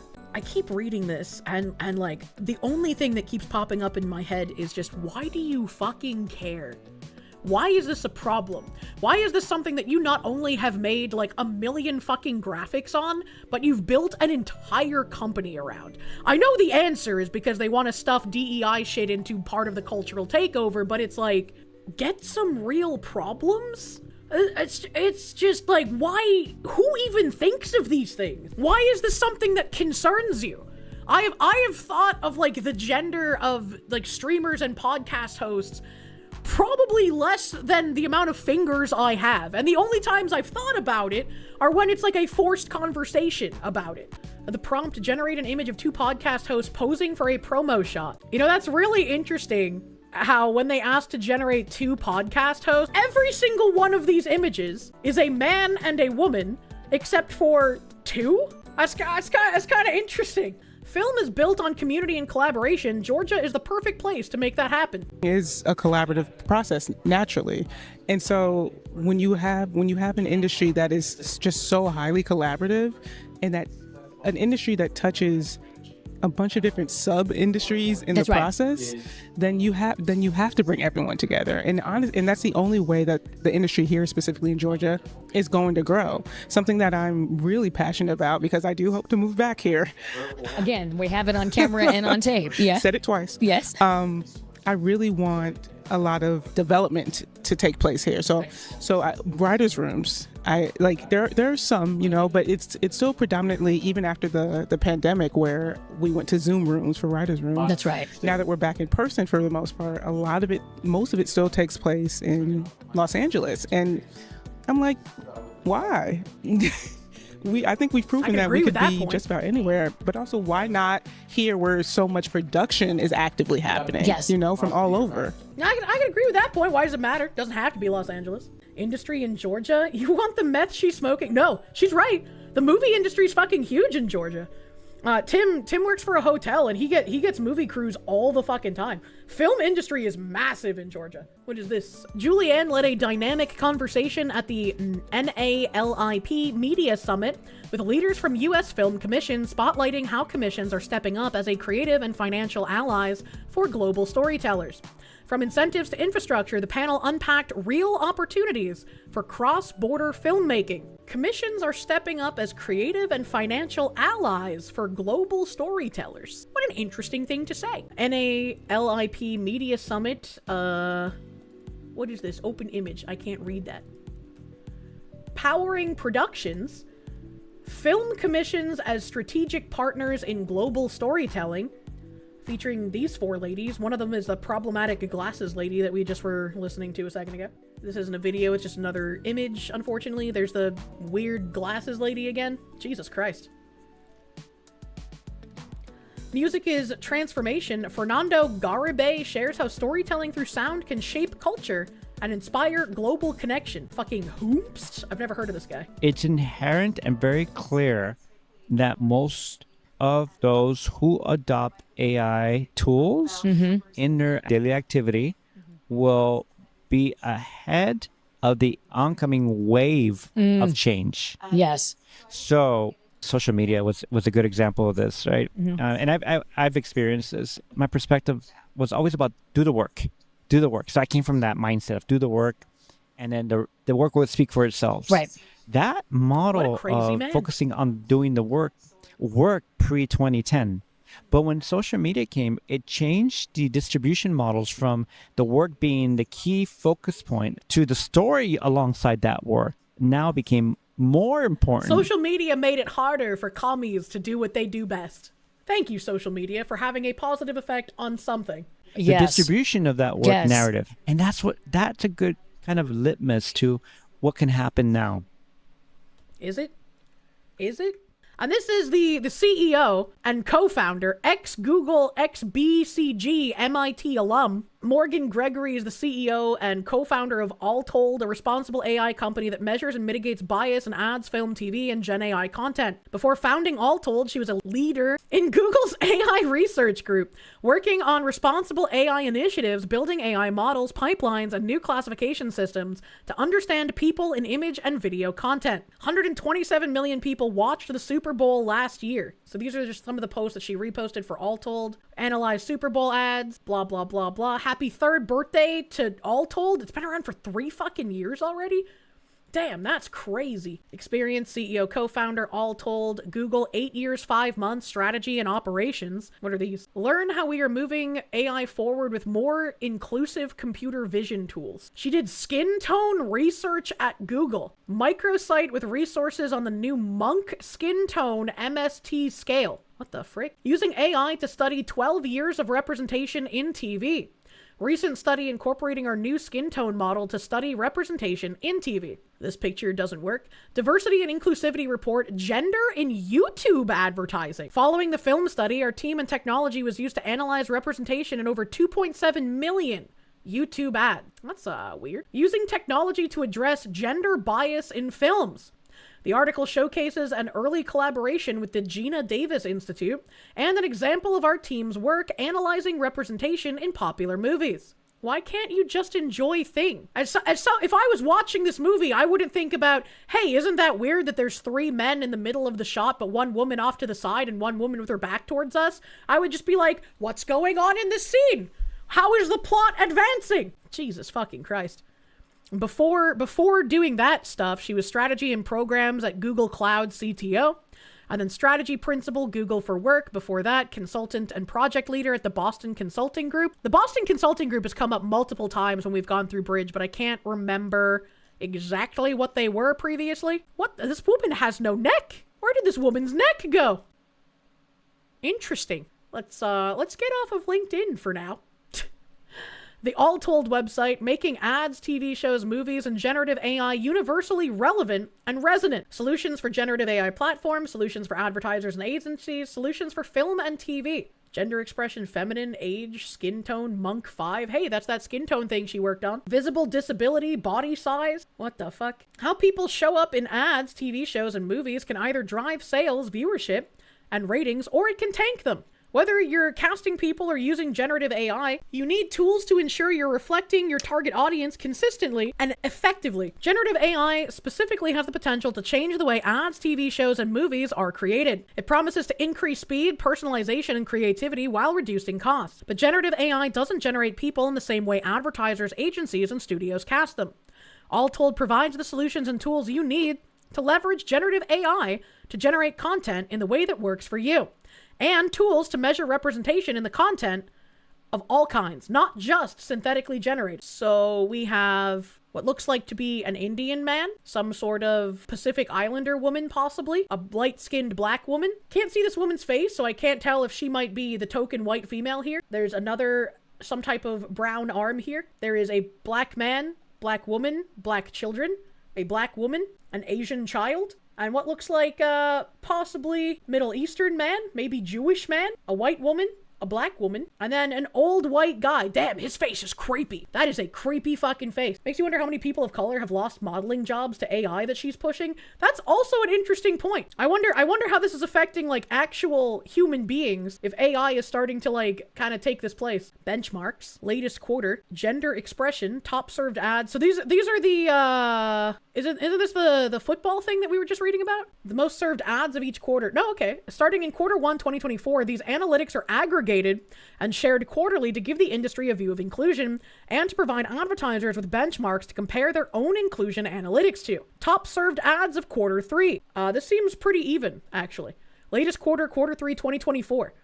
48.1% feminine detection, 47.7% feminine screen time, compared to 51.9 masculine detection and 52.2 masculine screen time. 0% non-conforming, so I guess that's the next frontier. Distribution of ads by screen time allocated to people with feminine gender expressions. 0 to 20% ad distribution, 133%. What? 20 to 40% ad distribution, 76. 40 to 60 ad distribution, 108. I'm not like a number mancer, but I feel like these percentages are kind of strange. 80 to 100% ad distribution, 118%. I don't know how to fucking read these, man. The math ain't mathin'.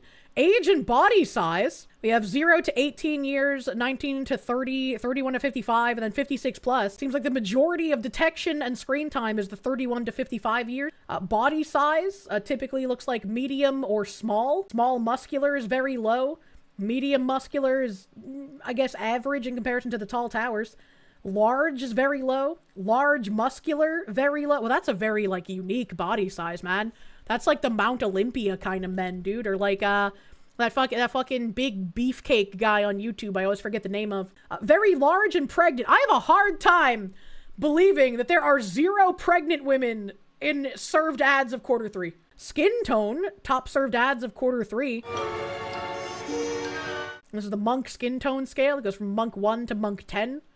And it looks like the majority are in Monk 3. Skin tone X gender expression. What? Oh, okay. Okay, so this is detections and screen time, and this is masculine and feminine. Okay. Sexual orientation. 2,894 people detected, 280 shown with a sexual orientation. What does that mean? How do you know? Is it like based on who's kissing someone? What if they're bisexual? 278 are straight, 2% are gay or lesbian. Okay, so this is just bisexual erasure then, is it not? They're not even in the category. The massive chin to Chad meme. Visible disability. What the fuck? 2,894 people detected. Okay, it's the same number as there. 29% shown with a visible disability.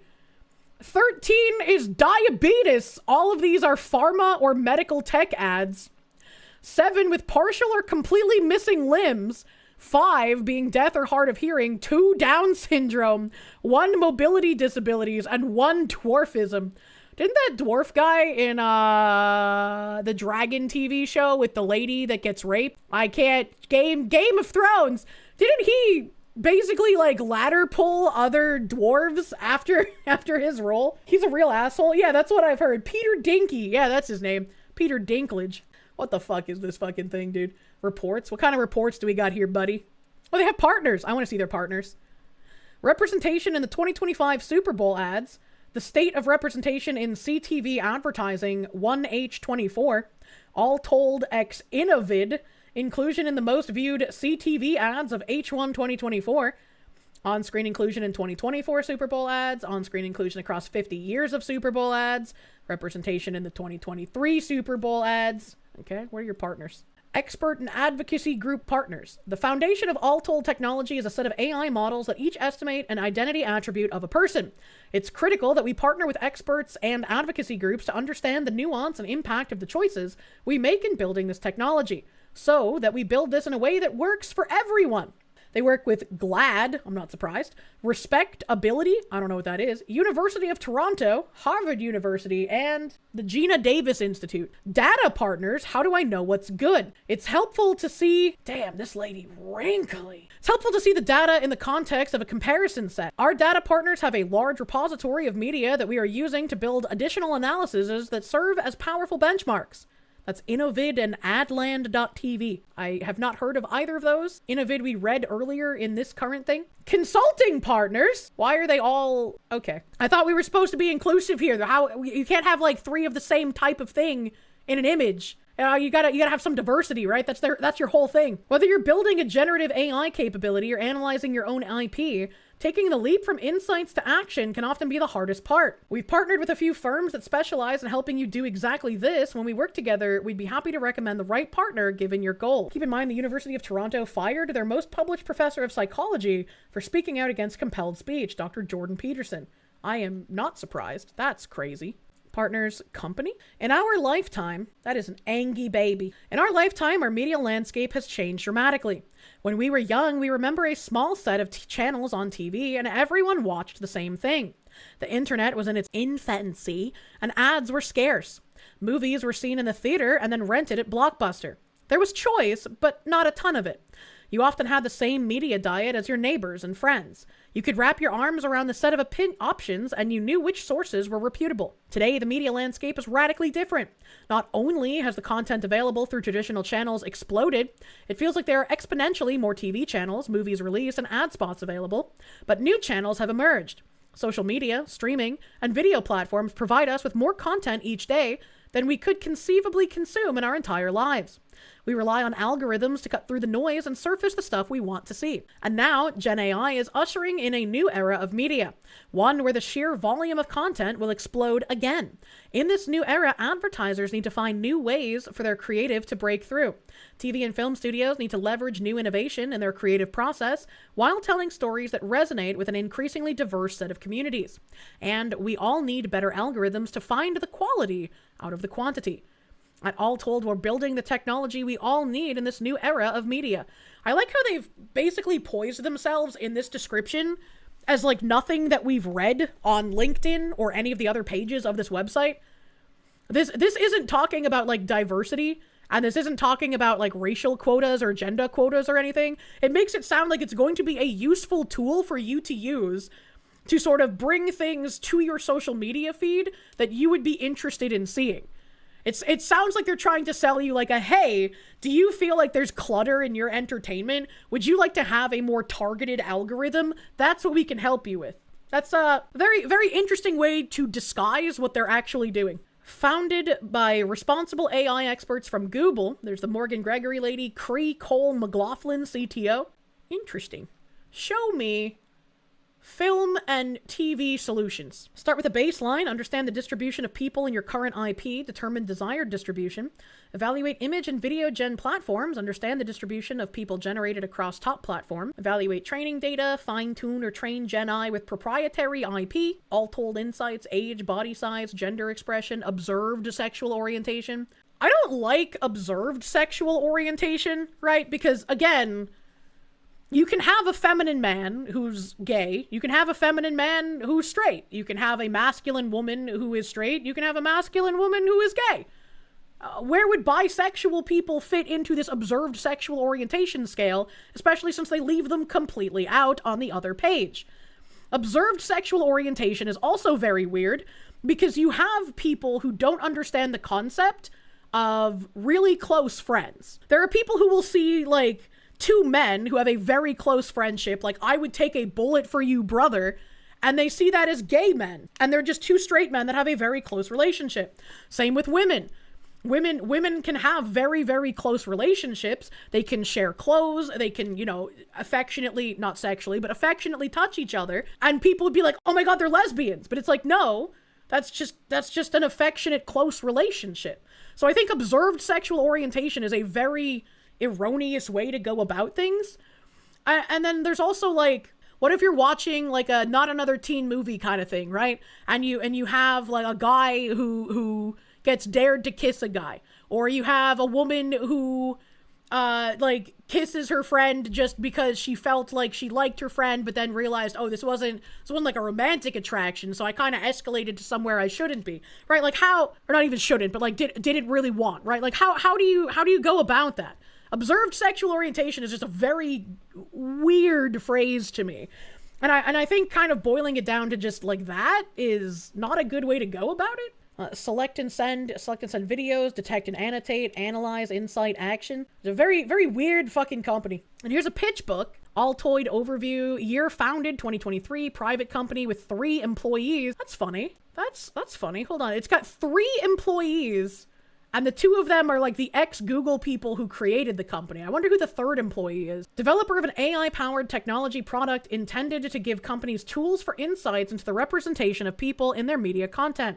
Company delivers detection and screen time analytics across 6 identity dimensions, such as age, body size, gender expression, observed sexual orientation, skin tone, and visible disability, enabling brands, businesses, and individuals to get representation insights for media content to drive business results.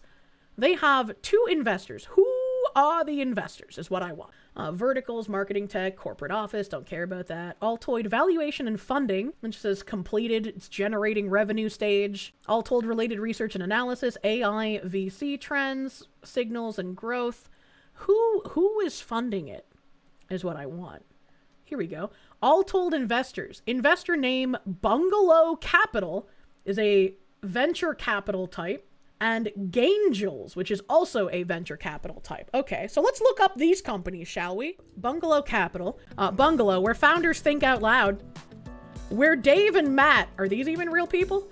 We've been backing entrepreneurs for over a decade. Most investors want polished decks and proven traction.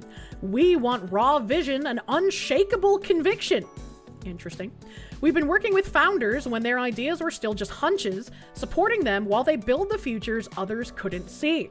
Active companies, they have Alltold AI for analyzing large video libraries at scale. Any Distance, a social network for movement. What does that mean? Running, tracker, trainer, and map. Oh, okay. I was like, what the fuck? Audos, an AI CTO and SMO for small businesses. Ballpark, software that makes product and user research dead simple. Bestie, an AI operating system for hospitality. Boom, workflow tools for residential property managers. Circle, community software for digital creators and companies. Conductor AI, classification software and data dissemination. Creature Co, a digital pet for the AI era. They really like investing in AI companies. He's just a little guy.com, by the way.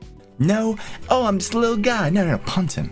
I don't like this up here, the when you wish upon a star thing. I don't like the way that this is glitching out in the way that it is. That's really creepy. Enter your email. Oh god, it follows my mouse.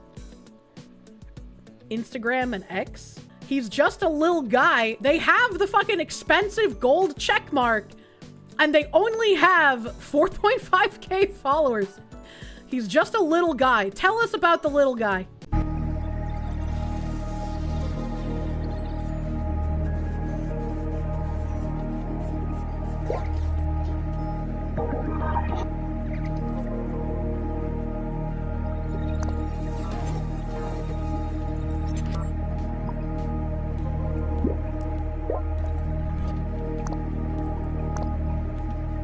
Understood.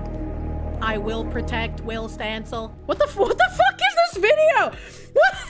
This is their fucking pinned video. What the fuck is this? Wow. Excellent. Little guy shares at an all-time high. Brilliant. Let's go. These are bots. Ready to see you shine again, little friend. Positioned bruh. Smiley face. Let's go. DM me, man. Don't dump or Jeet dump, don't forget. What the fuck? Scam! Thank you, Moonbuilder. Thank you, Moonbuilder, for noticing it's a scam. What the fuck is this? He's just a little guy? They're making like AI pictures of a weird face now? He's just a little guy. A 3-second video. What the fuck? You can just make custom screws that look like your company logo, by the way? Ooh, the moon is big and yellow. That's cool. He's just a little guy. He's just a little, they're just, what is this, man? There's that loading video again. EP? Okay, we're gonna get off of that. I don't want to enter my email. I kind of feel dirty just for looking at this. Daisy, the nation's first home automation franchising company. Deka, display and discovery infrastructure for digital collectibles. Deducta, real-time AI agents for vendor spend data. Density, cloud-based workflow software for DJs. Endorphins, the largest running community in the US, running like the jogging people. Faraday Cage, the trade industry's equipment monitoring platform. Load more.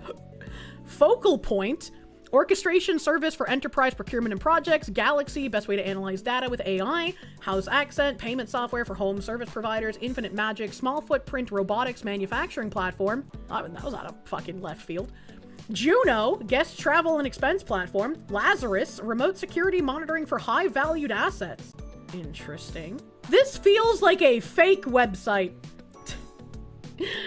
All this website is the logo with like a little bit bug. The real asset. Okay, now there's a background. The background kicked in. The real asset security company. For inquiries, contact at lazarussensors.com. And then there's like a careers flag up here, but you can't even click on it. Can't even. Is my mouse having an effect on the background here too? I can't tell. I think it is. Yeah, it is. What the fuck? What the fuck is this? What the fuck is this? Are you gonna hypno us to the alt-right, Foxy? I turn people gay, alright? That's my magic power. Profile AI lab for talent and HR search systems.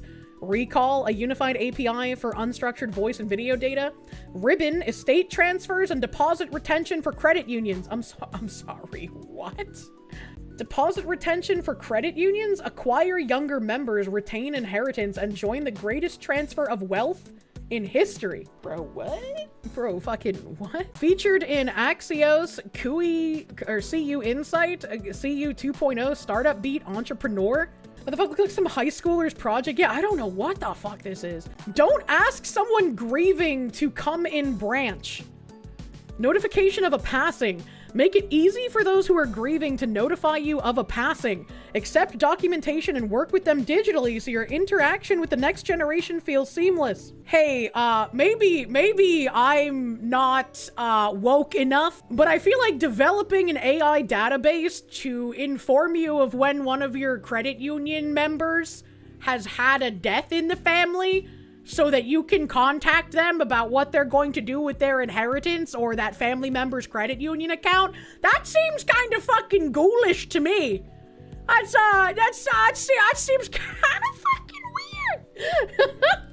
AI verification, AI and natural language processing to verify and accept documentation related to someone's passing. I don't think you should use AI for that. Withdraw your inheritance, Jesus. Participate in the Great Wealth Transfer. Inheritors tab. Let your ops teams manage deceased cases efficiently. Access relevant info. Request necessary documentation and close accounts all within a single view. There's an insights tab that says send flowers automatically to those grieving while tracking all the metrics your deposits team cares about. I don't know who my dad banks with, but if my dad passed away and like a week after his passing, I got like a bouquet of flowers from his banking institute, I would be like, what the fuck is this? Why the fuck do you know this? Or like, I would be creeped out and I would find it very disgusting. Send flowers automatically to those grieving. Instead of silence brand, we need like a shut the fuck up banking institute. What the hell am I reading? Here's some flowers. Do you want to invest your inheritance? What the fuck? Campaigns tab. Run campaigns to help you retain and acquire the next generation. Track everything you need in one clean view. We have what? Targeted inheritors, account opening clicks, accounts opened, accounts churned, accounts retained, inheritance churned, percent inheritage retained. Ribbon increases inheritance retention by 25%. Participate in the Great Wealth Transfer. These are probably AI gen people, and they look fucking creepy. They look creepy. Recommended reading, Ribbon partners with Port X to streamline inheritance workflows. A Ribbon and First U.S. Community Credit Union announced partnership. That's your side if you have First U.S. as a credit union, I guess. Ribbon and Peacefully announced historic partnership. I've never heard of Peacefully. Are you just too poor to understand these issues? We are proudly backed by top venture capitalist funds and angels who believe in our mission, which includes Bungalow, the company we're looking into right now, One Way Ventures, Haymaker Ventures, and Linet Capital. Do you require some integration with us? No integration required unless you require something more sophisticated. Our out-of-the-box solution is simple to plug into your website and gives you all the software tools you need. We have our own estate center services. Are we competing with yours? No, your estate center services can be easily included in ours. If you offer wealth management, life insurance, or any other service, let us know.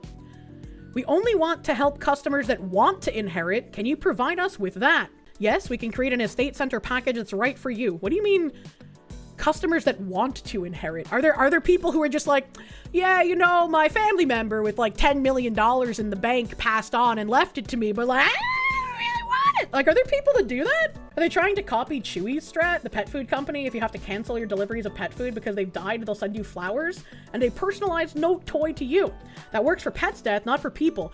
I would argue, right, that like if you contacted your bank and you were like, my father has died, I need to close his accounts or whatever, or like I need access to his accounts. If you manually contact them and then they send you something, I don't think that's as weird. I think the weirdness comes in that this AI database alerts them to your dad passing and then they just send stuff out to you like flowers. I think that's weird. Right, like if I go and I cancel like my pet's thing and I'm like, oh, my pet died, so I no longer need this auto ship, and then Chewy sends me like a bereavement gift, I'd be like, oh, that's pretty cute, right? Because I manually did that myself. I had input. It wasn't just them like trying to send you something to appear human, you know? How much do you all cost?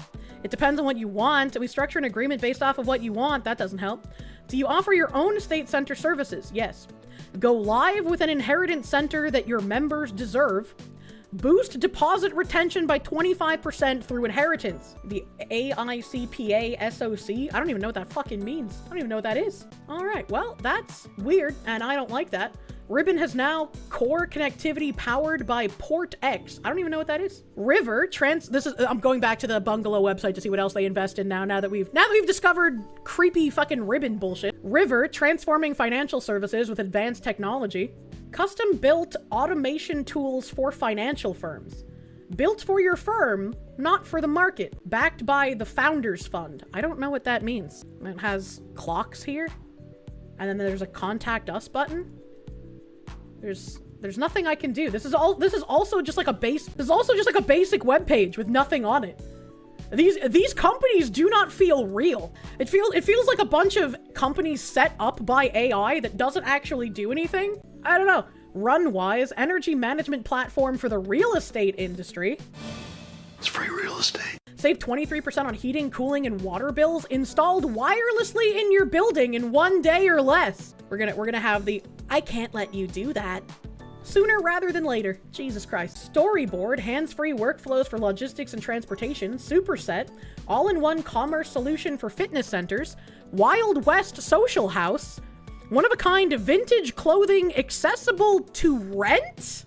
Why would you want to rent clothing? Wait, that's all AI. Hold on a minute. Can I pause this? No, I can't. This is all AI.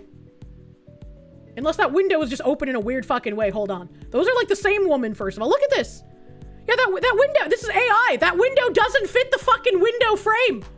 Holy shit. This whole fucking video is AI. Renting dresses is very common. I would imagine renting dresses like for red carpet events for like a celebrity. That makes sense because you're probably renting like a historic garment that is impossible to spend money on and buy, right? Right? But like an average human being, like why the fuck would I rent clothes, right? Like that, what the fuck? This is like targeting TikTok people that want to go to special events. I'm gonna click on things. About couture, the design of fashionable clothes to a client's specific requirements and measurements. Couture is the melding of clothing and client. At Wild West Social House, we believe this expands beyond the garment to an experience which tailors to your needs. Receive some same-day delivery online or visit our clubhouse where your style concierge brings visions to life. Thousands of choices. Rent as often as you like. Damn, those are some ugly fucking shoes. Holy shit. New arrivals every week. Learn more, preview collection. All the clothing we need exists. Between 100 and 150 billion garments of clothing are produced per year, creating 10% of the world's carbon emissions. If you were 30 years old, there have been 500 garments produced just for you. And yet, we all know the feeling of having nothing to wear. Wild West Social House is changing the way people interact with clothing for the better. Why are we served something so personal in ways so transactional? Shouldn't a method more fulfilling exist? Agree? Apply now. Learn more. Huh? How can you go from a black page to a white page? Shitty website designer. All memberships allow you to rent items for up to 10 days, as many times as you like per month. They also guarantee access to Wild West Social House private events, parlor reservations for you and 2 guests, and complimentary dry cleaning. Okay, so there's tiers of membership here. There's three tiers. First tier, if you're poor, it's $299 a month, ready to wear. Make sure you're never missing that statement piece. Grab your dream jacket for a night out. Always arrive street style ready. Rent any combination of clothing up to $3,000 in total value. Accessories and shoes not included. See, I think this is a really goofy idea, but I could see a lot of content creators trying to break into the Hollywood space utilizing this kind of service. So it does have a market, unfortunately. Those prices. All right, if you're slightly more monetized than being a poor pleb, you can spend $499 a month for the runway package. For anyone who wants to look sharp on a daily basis, make sure you're never seen in the same look twice. You know, I hated this. I hated this when I was younger because a lot of like TV shows and movies would purport that like, if you wear the same thing more than once, people will not only notice, but they'll make fun of you for it. And so if I had like a favorite pair of pants or a favorite shirt, I would only buy one of them, right? But as I got older, I learned, hey, fuck those people. If I like something, I should buy a bunch of it. So if one gets ruined or torn up or something, I will have a backup. I don't think you should care about wearing the same thing more than once. That is such like a incredibly wealthy person problem. I can't even begin to understand it. You wonder if they'll push this as a part of the Owning Nothing campaigns? Yeah. Yeah, why contribute to global warming and ecological disasters by owning clothing when you can just rent them? Rent any combination of clothing and accessories up to $6,000 in total value. Shoes not included. Free delivery and pickup within LA. And if you're fancy, you can get the $999 a month couture package. Stylist, artist, want to decouple from buying all together? Let us become the best hack for your professional and personal life and make us your second wardrobe. See, like, again, I can understand celebrities going to red carpet events, renting like historic garment pieces. And even with that understanding, there are stylists who will specifically spend months working on an outfit to give to a celebrity to wear it on the carpet to get recognition. Celebrities aren't using this service. They don't need to spend $999 a month on like rented clothing when they'll have tons of people just offering things to them for like a rental. Rent any combination of 15 pieces with no cap on value. Accessories and shoes included. Free delivery and pickup within LA. 1-day temporary tailoring options and 10% off all purchases. If you rent something and have it tailored to your body, the people who might have enjoyed renting that piece before can no longer rent it because it's no longer going to fit them. So I feel like if you get it custom tailored, like they say temporary tailoring options, but I don't know how temporary a tailoring option is, man. Like, that's weird, bro. We review the waitlist every week for strong membership candidates. Optional add-ons include $1,000 insurance for $75 a month, rental extension for $50 a day, traveling, prepay 10 extra days for $250. Man, this is so fucking weird. This is so fucking weird, bro. Preview collection. Show me what you've got. Enjoy a small glimpse into our collection. Inquire beneath about experiencing the entirety for yourself. Get an Alexander McQueen 2020s dress for $26.50, size 14. Another Alexander McQueen keeping you stylish, $7,650. A Gucci in $26.50. Yves Saint Laurent. These are all really fucking ugly though. Like this is like my biggest problem with a lot of like the designer brand stuff. They're just really ugly. And it's more like I'm wearing this to get attention so people can see how much money I have, rather than I'm wearing something that looks good. Oh, here's like a reasonable thing. I don't know who Martin Margiela is, But $1,000 for like a sheepskin jacket? That's pretty normal. That's like, why would, just buy it. You'll have that coat for life. Your kids will have that coat. Rick Owens? This looks grotesque. Designer should be ugly or aggressively mid these days? Yeah, exactly. What the fuck is this? A Prada see-through fucking jacket? Call Kanye's wife. What, a Polizei jacket? Why? And why is this Polizei jacket $6,995 value? What is this? You will own nothing, live in the box, eat the bug bread, eat the lab meat, eat the carbon butter, gargle the slop pleb. You won't even own clothes anymore. What is this? Is this a necklace? What is this? It's one size and it's $1,500. I don't even know what this is. I don't even know what that is. A website full of trash, not as rare as you think. This jacket is pretty all right, I guess. There's like pastel one, but it's $5,000. Don't say en Gabbana. I don't like that dress either. Maybe I'm just too picky. Maybe I just an Oscar de la Renta dress from the 1990s for $745. I have a dress that looks very similar to this, and you know how much I paid for it? I get $60, bro. Like, what are we doing here? What are we doing here? Do actual rich people wear this, or the people that try to act rich, new money people? I don't fucking know. A Jean-Paul Gaultier weird booby lady see-through kind of mesh dress for $3,500. You can buy this on like any Florida beach for like $50. What are we doing? Predator vision dress. I don't understand. I don't know. What the fuck is this? Balenciaga if you want to dress up as a fucking Dementor from Harry Potter? What is this? Not much of this is interesting. This is creepy. A Helmut Lang shirt dress for $1,000? No, thank you. What the fuck is this? What even? Oh my god. A fucking distressed fishnet shirt for $2,000? If you're paying $2,000 for a fishnet shirt, you do not deserve to call yourself goth or punk. What in the fuck? This is crazy. This is crazy. Vivienne Westwood, I guess. I can't tell if this is like an underwear thing. Is that like where the penis goes? I don't even know what that is, because it looks like it has shoulder straps, and this looks like the back to like a corset, but then the front looks like penis. Holy shit, 55K for an actual fishnet on there a few rows up? What? Oh my god, you're right. What the fuck? This thing over here, an actual fishnet, $55,000. What are we doing here? What the actual fuck am I looking at? A vintage anime-styled t-shirt? This looks like C-Lab. It's not, it says like Star Blazer, but that looks like C-Lab for some reason.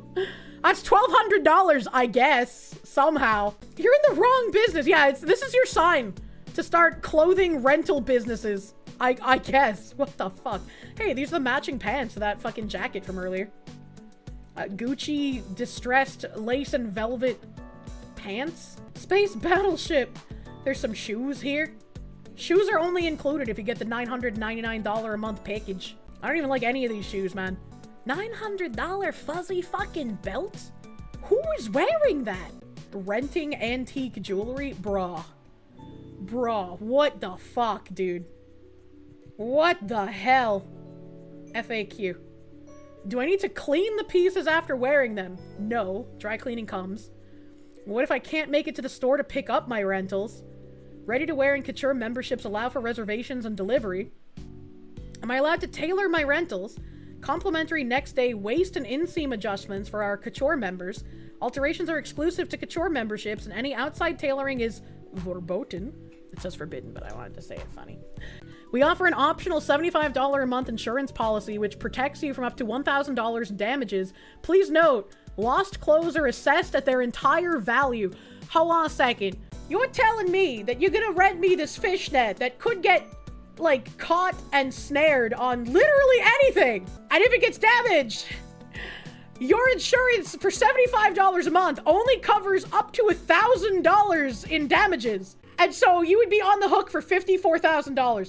This is a good money-making strategy. Rent flimsy, easily destructible clothes to retards and make massive payouts? How do you even assess whether or not it's damaged? It's like 95% whole already. I don't know, man. You cannot drop down a tier until your year has... So you pay monthly, but you're on a year-long contract and you can't drop down a tier. So if you're like in the $999 a month tier, you can't drop down if you come into financial trouble and can only afford a $499 of rented clothes a month. Oh my God. I'm not in Los Angeles. Does shipping time count towards my rental period? No. How do I initiate a rental? Just like you would on any e-commerce site. Go through checkout process, blah, blah, blah. How is it determined how much I can rent? All members can rent as many times as they need during the month. Tier determines the amount of value in categories. What are some items available for purchase? Or why are some items available for purchase and others marked as not for sale?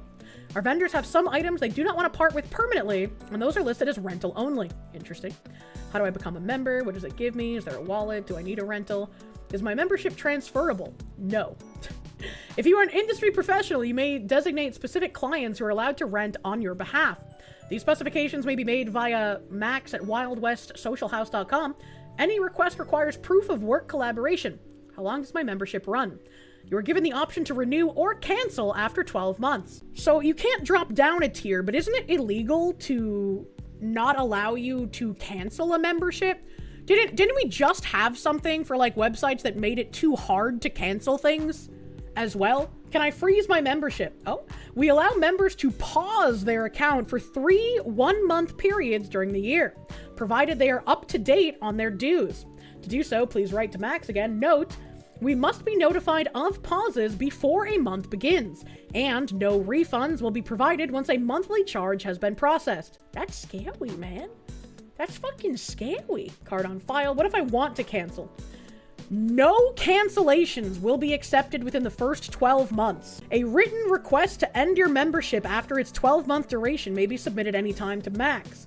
If such a letter is not received before your renewal date, you will be auto-renewed for a subsequent 12 months. This is scary. This is scary, scammy. I don't like this.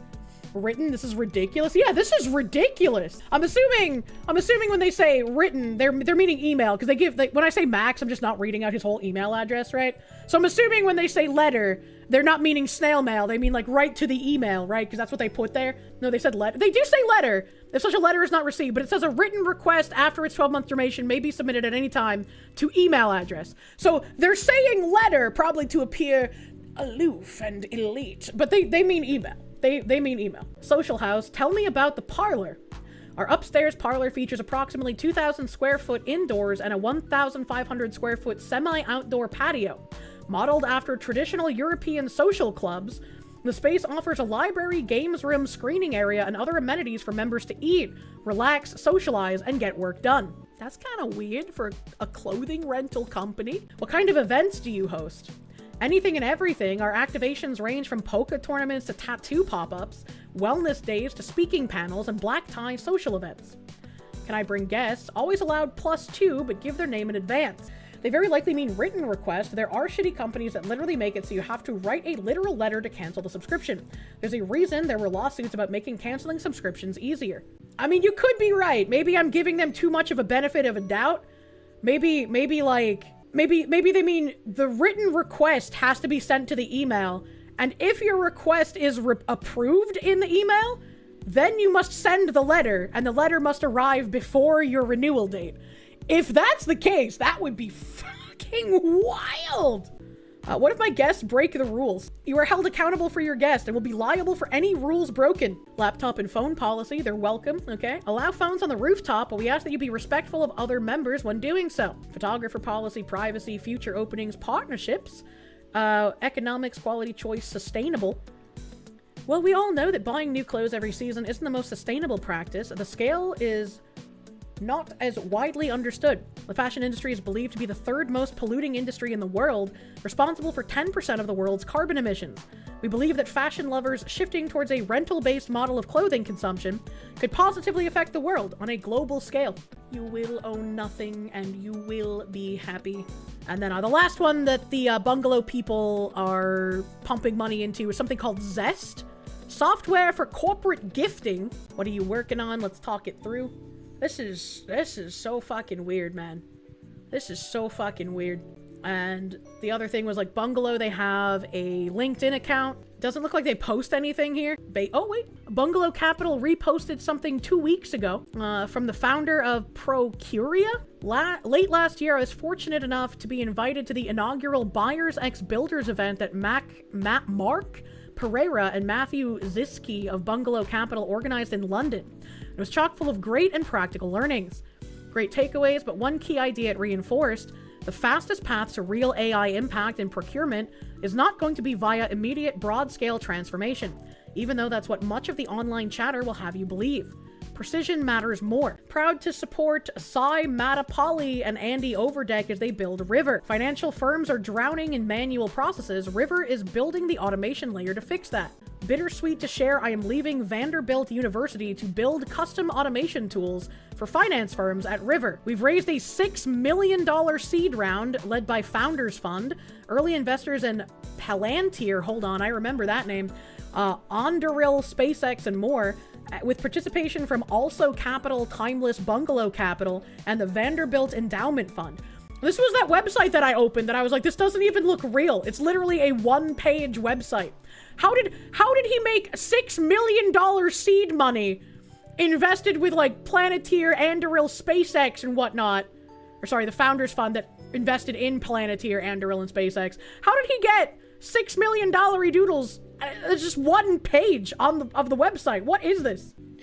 What is this? Thank you to Mike Annunziata for being a first believer and mentor, and Trey Stevens and Delian Ozparuhov at Founders Fund for meeting and investing in 24 hours. 24 hours? $6 million seed round. 24 hours. Andy Overdeck and I have our sights set on building a winning application layer company, and more importantly, will not be able to do it alone. Information on hiring coming soon. And this was a month ago. Founders Fund is Peter Thiel's venture capital group. Yeah? What in the hell? Reposted. Top 10 emerging entrepreneurs to watch. Wharton Global Youth Program. Oh? The Wharton Global Youth community never ceases to amaze us. We recently learned in Forbes magazine about the 12.5 million AI business that a member of last year's winning investment competition team is launching with his friend and classmate. We couldn't wait to hear more about it. On our latest Future of the Business World podcast, we connect with high school student Sai Matapalli. This was 2 years ago. Sai Matapalli being the guy who is setting up this River company that we found on Bungalow's website.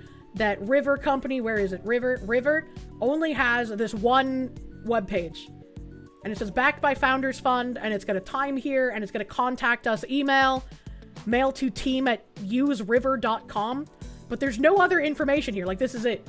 This is fucking it. To learn about Vital, an app that tracks your eye movements to assess brain health. Sai talks about raising seed funding in India, learning to work with the medical community, and how the Wharton Global High School Investment Competition gave him a competitive edge as an entrepreneur. Listen to episode 38 of FBW on our website today.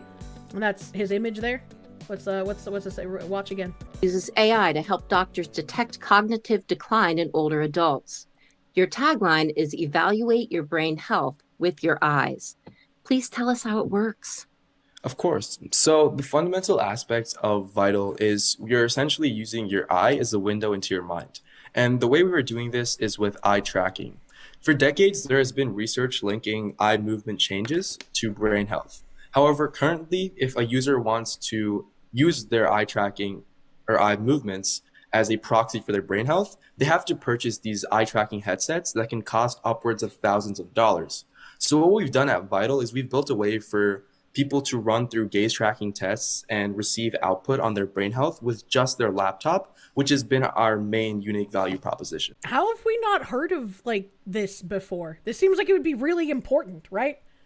And also, your startup Vital uses AI to help doctors detect cognitive decline in older adults. Why does that woman sound like an AI? Why does she sound like an AI?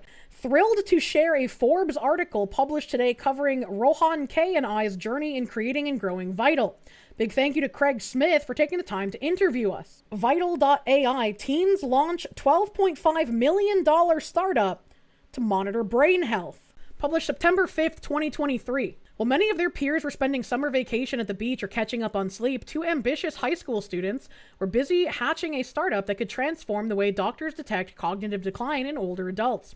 Rohan Kalahasti, 18, and Sai Matapalli, 17, first connected several years ago as freshmen attending one of the top high schools in the United States, Thomas Jefferson High School for Science and Technology in Alexandria, Virginia. The two bonded over their shared interest in technology and artificial intelligence.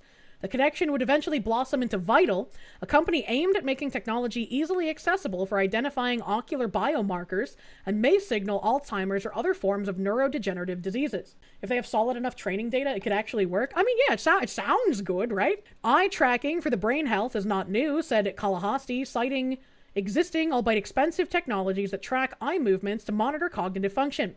What makes Vital's approach novel is its simplicity and affordability. Unlike bulky eye-tracking equipment costing upwards of $4,000, Vital leverages the ubiquitous laptop or smartphone camera to perform rapid eye tracking and biometric calculation from the comfort of your home in mere minutes. See, I'm thinking of this and I'm thinking about the eye tracking applications that VTubers have used to show that little weird blob on the screen, where their eyes are looking. You know, a lot of VTubers have done streams with those. I wonder if that was before or after this Vital thing. Kalahasti first devised Vital's concept during a 3-year internship at Harvard Medical School, where he was introduced to gaze tracking. Kalahasti recognized that our eyes provide a real-time window into moment-to-moment brain function, and that subtle shifts in gaze patterns can thus signal emerging neurological issues. After creating initial prototypes of the product and filing a provisional, Kalahasti approached Matapalli about pushing the idea as a startup. Matapalli himself had extensive experience in the neuroscience realm, having performed high-level research at Georgetown. Interesting. It was a very long article, but interesting nonetheless. I certainly wonder. It does seem like it's interesting, but it's also how did we get here? You know, I want to know more information. How did they launch a $12.5 million AI startup? And also, how did he get another $6 million in 24 hours for this website that has nothing on it? What's happening? And then the last website that I opened on Alltold, we didn't even look into Gain Angels. That was just Bungalow, but they have another investor called Gaingels. But Alltold has a thingy on this website, SADA.com. Alltold scales inclusive media measurement model months ahead of schedule with Vertex AI. And Alltold worked with SADA to build a foundational automated AI pipeline using Google's cloud Vertex AI, unlocking the company's expansion into film, TV, and generative AI markets. Make mass media more inclusive, one piece of content at a time. In mass media, where algorithms decide what people see and generative AI creates vast amount of new content, there's a huge need to ensure fair representation. Is there? Alltold works to measure and reduce bias in ads, TV shows, movies, and AI-made content. The company checks for bias in gender expression, age, skin tone, and body size, knowing that content that includes a diverse range of people performs better for businesses. Alltold needed a way to measure representation and bias in media at scale. Traditionally, measuring bias in content, like ads or movies, relied on a slow, expensive, and manual process. People would watch the content, pause it often, write notes in a spreadsheet, and then start playing the content again. This manual method presented 3 major problems: long waits for results, and projects often took 7 months to finish, making the results too dated to use for quick business decisions. These types of analytics aren't very actionable, says Morgan Gregory, CEO at Alltold. If 7 months have already passed, you can't be very responsive to market conditions. Limited growth of the manual process only worked for a short-form content like ads. Analyzing long-form content, such as 90-minute movies or TV shows, would take too much time for human annotation, holding the company back from working with film studios and streaming platforms. Too much work. While Alltold first used a human team to create a crucial training dataset, they knew that to grow, they had to automate the work. Manually training and evaluating AI models without a pipeline also created a very burdensome process of trying to manage data versions and track accuracy in documents. I really dislike how structured and manufactured all of this seems to be. Can't we just have an idea and make something fun to watch? Can Can we just do that? Like, this is very, very just obnoxious. Quantifiable benefits, time saving, scalability, new market. Like, look how long this is. Future outlook. The Vertex AI pipeline acts as a modular foundation for Alltold's AI future. By combining automation, reproducibility, and scalability, the ML Ops-enabled pipeline transforms Alltold's ability to develop, test, and operationalize multiple models rapidly, creating a strong foundation for data-driven decision-making and AI innovation. The company can now easily test new model types or change parts of the process, such as data sampling or evaluation metrics. This sets them up to build on top of SADA's foundational work to achieve a more scalable environment. The success of the project confirmed Alltold's belief in SADA's collaborative approach for AI infrastructure development. I wouldn't hesitate to recommend SADA to another AI native company. We found working with SADA to be incredibly valuable. What we're up to, aren't these the same pictures? It's the same fucking pictures, man. What the fuck? Psi 360 boosts security, efficiency, and morale while cutting cloud costs 35%. Does it actually, though? Does it actually? Solve not just for today, but for what's next. Will help you harness the immense power of Google Cloud. I just want to remind people that we got here from looking at Bridge's like February 14th special like SIG Roadshow thing. And they have a panel with the CEO and co-founder Morgan Gregory of Alltold. All of this folds back into Bridge for an inclusive AI panel at the Bridge thingy with the Alltold CEO and co-founder, who is a previous Google worker with a current head of AI for media and entertainment Google employee as well. That is crazy. Why are they all from Google? Great question. Didn't Google change their slogan from like do not be evil or something, and they got rid of that? Scammers everywhere. Yeah, just kind of fucking weird. But that is an interesting catch up on what's been going on with Bridge.